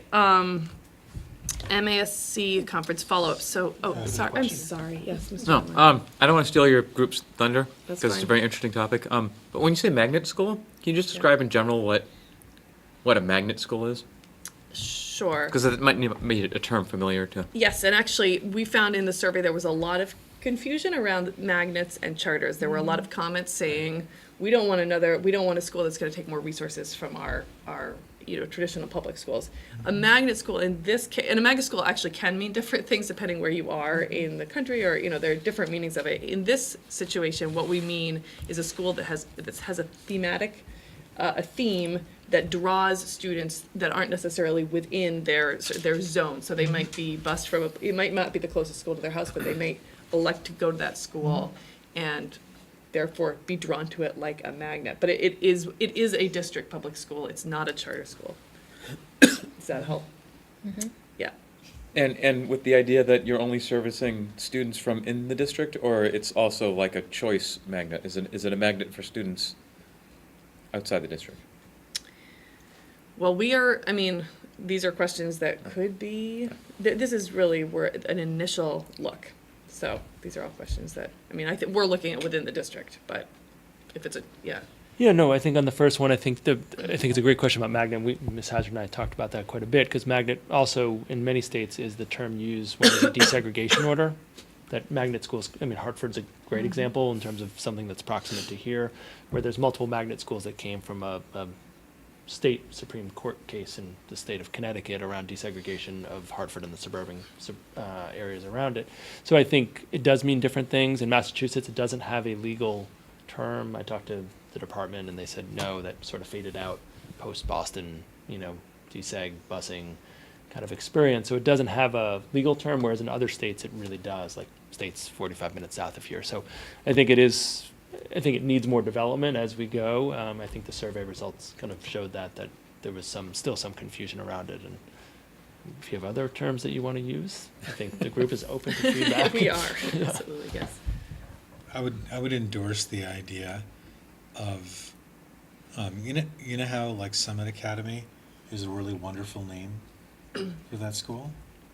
I would find another name for this. Because the concept, I'm then using the word magnet.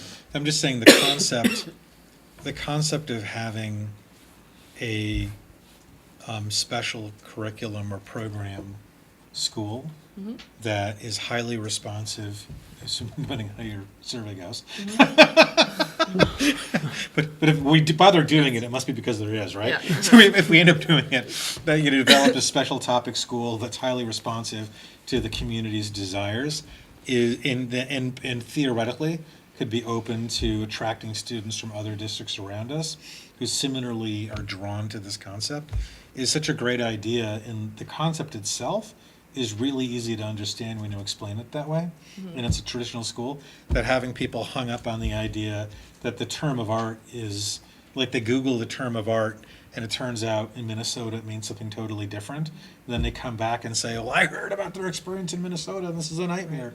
And you're like, well, that's actually not what we're doing at all. Sounds like a nightmare. So something like a thematically based public Yeah. school or something, Yeah. yeah. That's good my little feedback, peanut good gallery feedback. thing, though. I'm Good just- feedback. Okay, moving on. So, Ms. Ordonez attended the MASC conference about a few weeks ago and had some really interesting experiences. And I asked her if she would be willing to share out some of what she learned from that conference. Sure. Thank you for the opportunity. I had mentioned this to our chair when I came back, and I mentioned it to the superintendent, and I also mentioned it to our regional chair. I was super excited. You know, there was a lot of just really great conversations and data that was shared during the conference. And thinking about, you know, the value of these conferences for our school committee and for any member really from the district that goes to these, I think the value really is in what you bring back to the committee, right? And how you share the information. So it's not just one or two people going to these things, but really, you know, how we can translate those, hopefully, into policies that work for our districts. And so I was there for, the conference was actually a 4-day conference, and just because of work and family life and all of that, I could only go for 2 days, but still got quite a bit out of it. A couple of the issues that I wanted to sort of introduce to the committee, I guess, for thought, and to the superintendent, are the ones that I interpreted, I think, mostly in thinking through about what the impact is for elementary school children and families.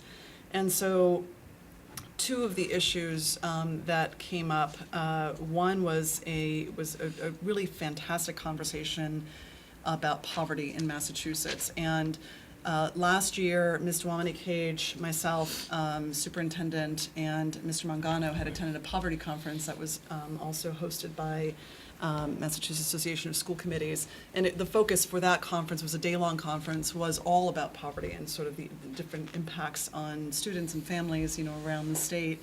That was a fantastic conference. This was, you know, really a much sort of shorter, more condensed version, but still a lot of the same themes kept coming up.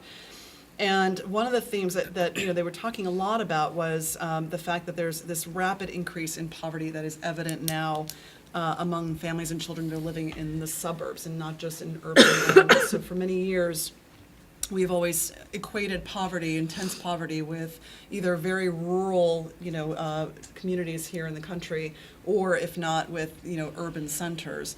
And now what we're seeing is that as there's a combination of different factors: population change, immigration patterns, you know, the economy, you know, only low-wage jobs available in the suburbs, and therefore that's driving down sort of standards of living for a lot of families, and housing costs. You know, the rising costs in some urban centers like Boston, New York, and other places have become untenable for families, and so families have now been fleeing these cities, these urban centers, and moving to, you know, either rental homes or finding other, you know, a lot of home sharing and et cetera. The point that I'm making with all of that is that poverty is not what we believe it to be, and that it's the face of poverty has been changing so much. And it's important for all of us as both elected leaders and, you know, and as school leaders to really understand that what our preconceptions are around poverty may not match the reality that our students and their families are experiencing. And the impact that this has on elementary age children is pretty significant for a number of reasons. So in particular, I think the thing that I wanted to really, that I've been thinking a lot about, partly because I do this for a living, a lot of the work that I've been working on has been in early childhood, but also just the understanding that we have now based on research about the importance of quality preschool and early childhood education, is that in order to mitigate the effects of poverty, that there are steps that we can take at a policy level which focus our attention on helping very young students early on, as soon as we can. And that that means, you know, again, quality preschool. We have an excellent preschool program right now through Cocker Farm, but you know, aside from that, there's not very many affordable options for families, especially families who are low income, that are living in our area, to be able to ensure that their children are going to get that leg up that they need in order to start kindergarten prepared with, you know, all of the basic levels of achievement that we expect for them to have by that point. And so, you know, quality preschool makes an enormous difference in both what students are able to, their ability to concentrate in class, their ability to get along with others, but also just their basic concepts on, you know, sort of math skills, vocabulary skills, et cetera. And I don't think I need to tell anybody here about the word gap and, you know, sort of the impact on that.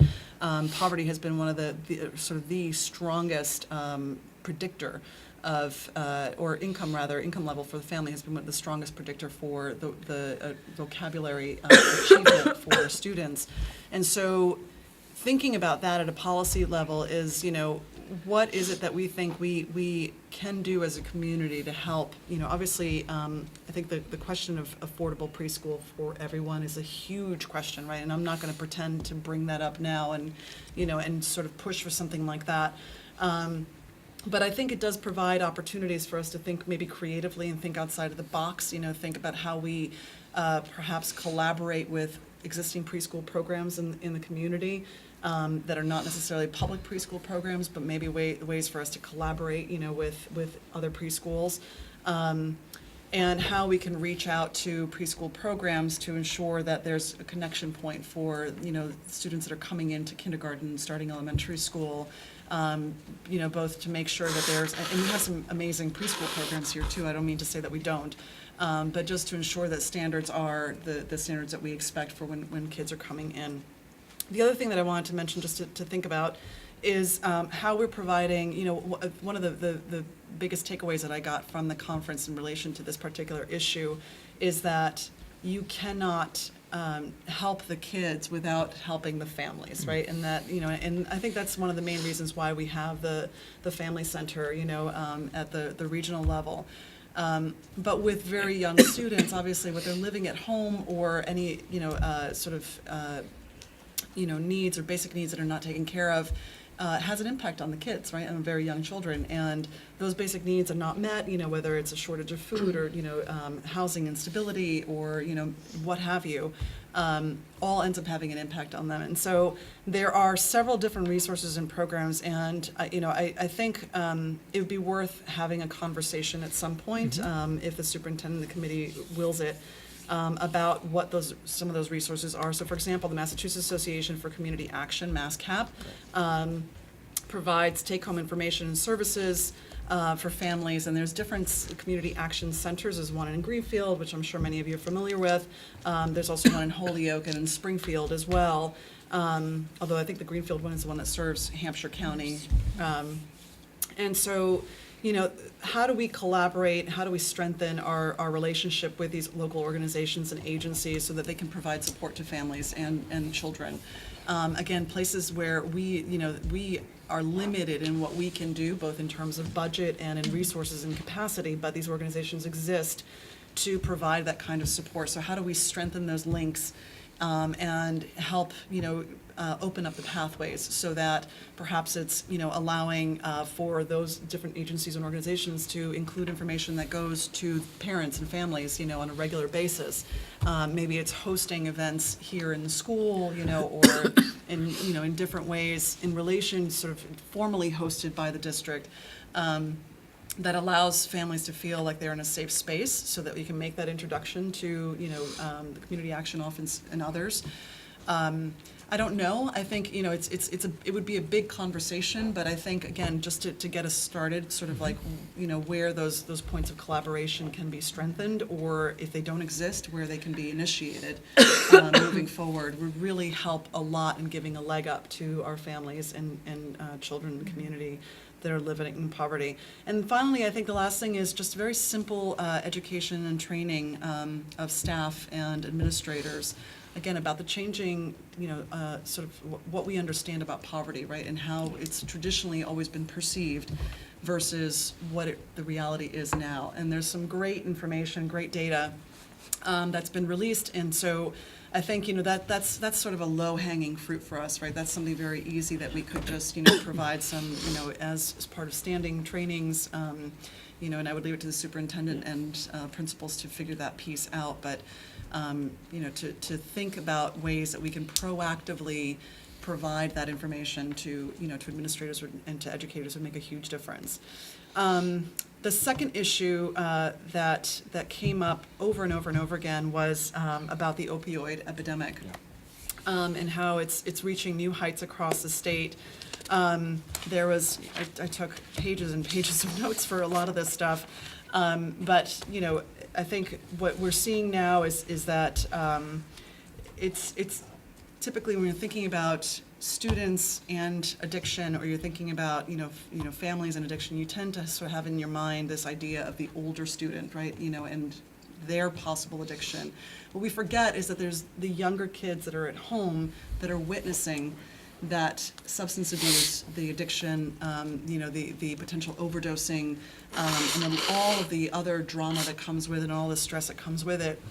And a lot of work that I have done in recent years has revolved around adverse childhood experiences and resulting toxic stress. And that also is a thing that, very much like poverty, extreme poverty, has a lifelong impact on children and their ability to learn. And if we are, as a community and as a district, going to take seriously, the well-being, the health and well-being, and the academic achievement of our students, we can't ignore this, that this is actually a problem that's affecting kids way younger than we expect them to be affected. And so,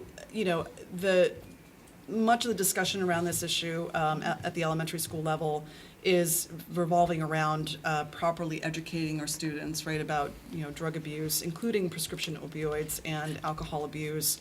But again, similar to poverty, it's not just about the students. It's also about how we are supporting families and how we're supporting their communities, and how we educate parents and caregivers, right? And so one of the things that came up was, a lot of students, when they are involved in sports, for example, and this is getting down to very young grades, may suffer an injury in sports, and their parents, of course, or caregivers take them to the doctor and they get assessed, and they may be prescribed a painkiller, or they may have to endure surgery, and painkillers are prescribed as part of that.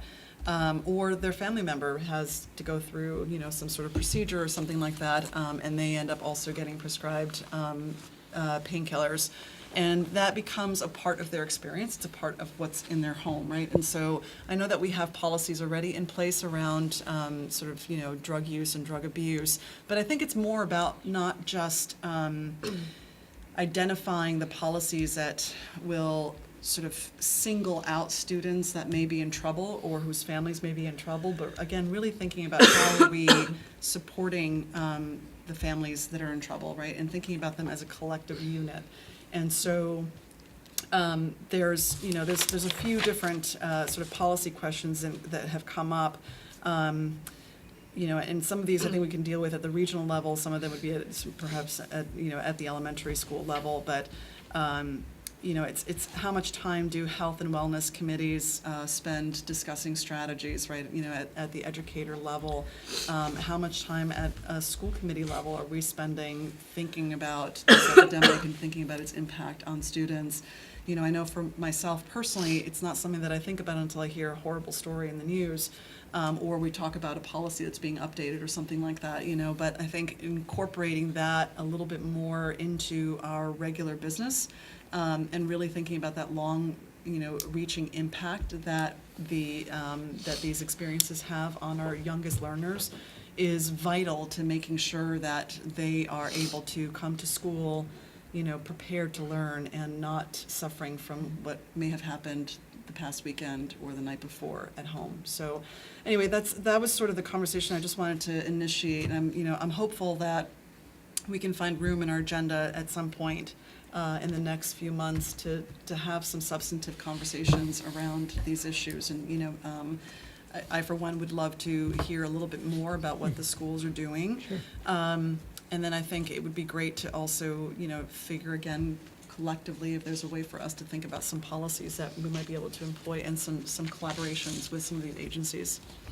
Thank you. Great, thank you very much. And maybe, you know, we can talk more as we're agenda planning about what that might look like. That'd be great.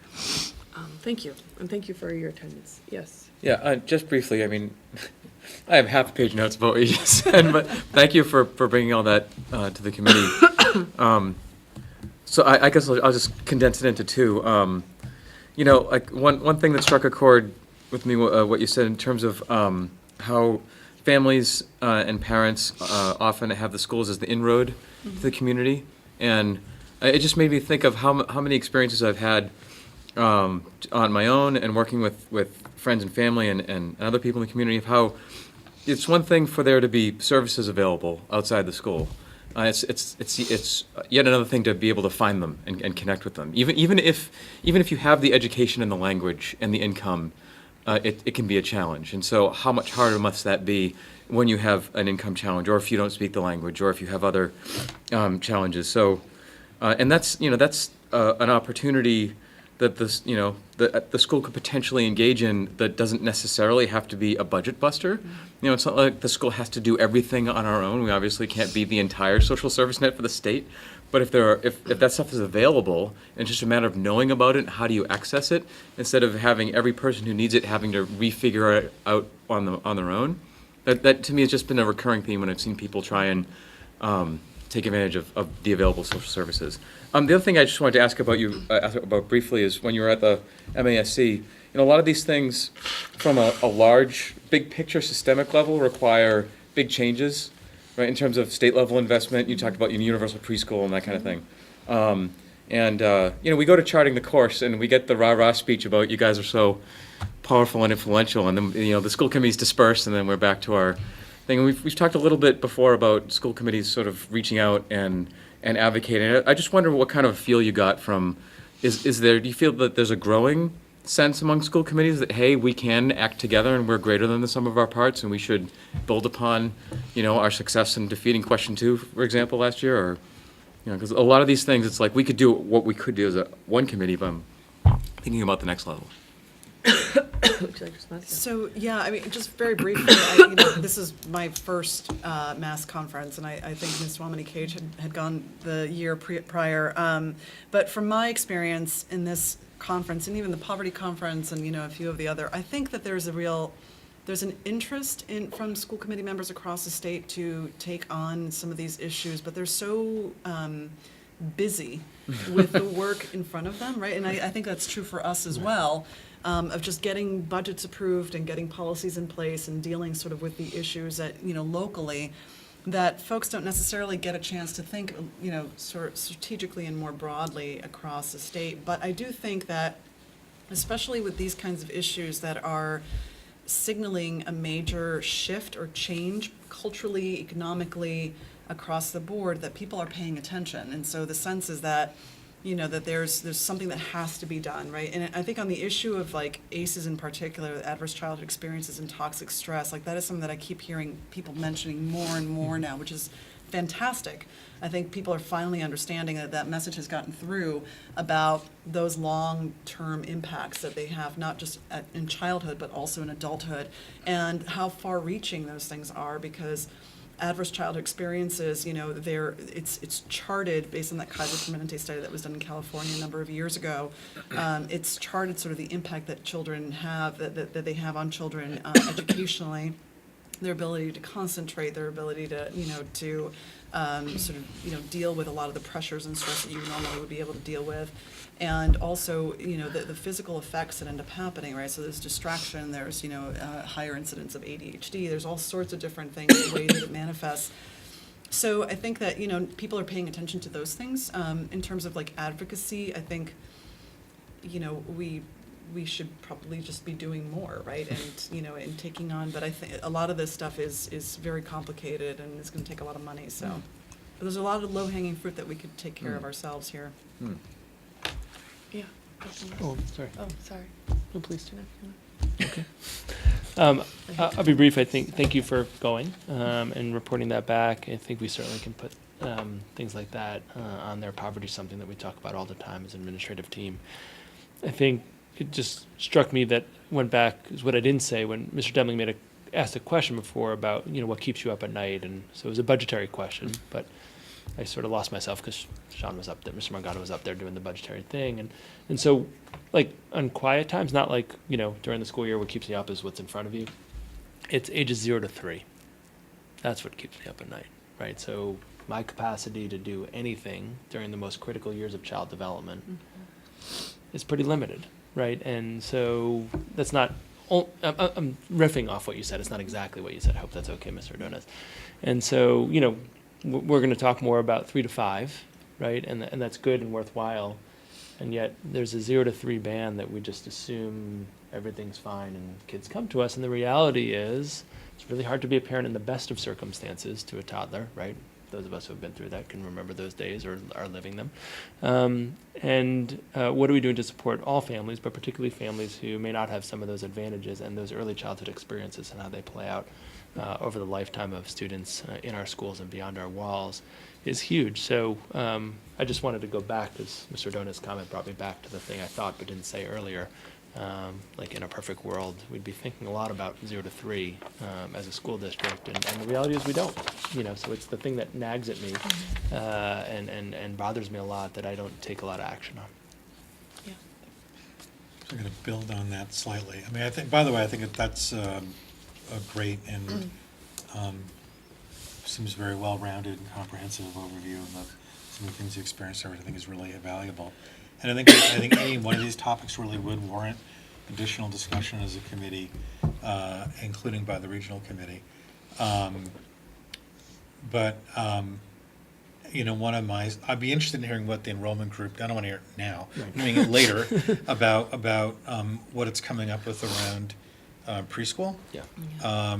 Because to me, one of the challenges we have, and this is sort of an endemic one, and it even goes to state advocacy as well, is that you can't do something and make progress unless you focus on it and you have an ambition to accomplish it. And in fact, I think if you don't set a target or some sort of goal, and it could be true for 0 to 3 as well as 3 to 5, then you don't have any sort of thing to draw people together around the kind of partnerships that we could be doing potentially with larger institutions in the town or other preschools, things like that. And so this has been something that's gnawed at me, because I feel like we're caught in a trap that our awareness of the insufficiency of our resources and the insufficiency of our ability to meet our real aspiration of how we'd like to work with families and children in the town. And I'm not at all minimizing the reality of those deficiencies financially. Force us to step back in ways in which I think the reality is, and it echoes something that Ms. Adoni said a moment ago, is there probably are partnership opportunities that if one said something aspirational and a little bit hyperbolic, to say, imagine if in 10 years' time, or you could say 15 or 20 if you want, but just say 10, if in 10 years' time we want to have universal preschool in this town and comprehensive services for every new child born living in our community, or living, so they could move here too. If we set that ambition, we know we couldn't get there overnight, but we also know we're actually never going to get there, even in 10 years, if we don't start organizing the troops in a way that think through what those intermediate steps would be and what those partnerships would be. And so, in my mind, that there are a lot of important things, but that ambition is something that just drives me and gnaws at me, that I don't know how we do it, and I know people are too busy and resources aren't sufficient. But even just throwing it out there again, I said it before, that if the Fair Share Amendment passed next year and there were even some resources made available for preschool, then who are the first movers who get the money? Those people who've organized themselves and taken some initial steps to think through how they can, competently take advantage of those resources. Or how do you advocate appropriately to do it? Well, you have to have more demonstration sites and more people who are saying, look, I've given really good thought to this, and now that there's money, it makes a difference whether there's an additional appropriation of $50 million or not. And we can, in fact, be that partner. And so I'll stop there because I'm going on too long. But I really strongly feel like this is something, when it's appropriate, we should take up. Yes. Just quickly, and then I have to I know you leave. need to My go. 12-year-old is ending practice now. But I want to thank you for bringing this topic up. I know that the town of Amherst sometimes, I think, supports through town meeting or through the community development block grant. There's a committee from the town that appropriates money to different places, and I think the Parent-Child Development Center that's coming from the community action that covers our county, Hampshire County, operates that, and also the Head Start program in North Amherst. So I know that the classes have also decreased because of their budget, the federal funding is not there sometimes. So there's different places where we can play a role, and even within our school budget, looking at how do you address some of these issues, through our, funding for the school lunch program or, whatever it is. But I just want to say that this is a beginning, and hopefully we can get more in depth. Great. Thank you so much. Vera, I thought we were going to finish before I was going. I was really good. We're really close. Okay, thank you so much for that presentation. and for Happy your- Thanksgiving. Okay, RSDPC School Committee member recommendations. So, as you know, the town meeting voted to have this committee formed, and so the process for that is that the moderator is the one who appoints the 3 members, 2 town meeting members, 1 school committee member. Mr. Demling did so generously mention that he would be willing to consider being on this committee, and so I did ask him if he would be willing to go through with that, and he said yes. So I passed his name on to the moderator, and has he been in touch with Yes. you yet? Okay, so without any Cool, this further won't even take discussion, 5 minutes now. that the deed has been done.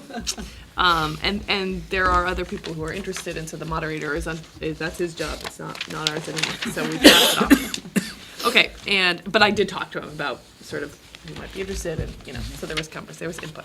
Okay, and, Mr. Nakajima, would you like to say something? I move that the school committee accept the following donations.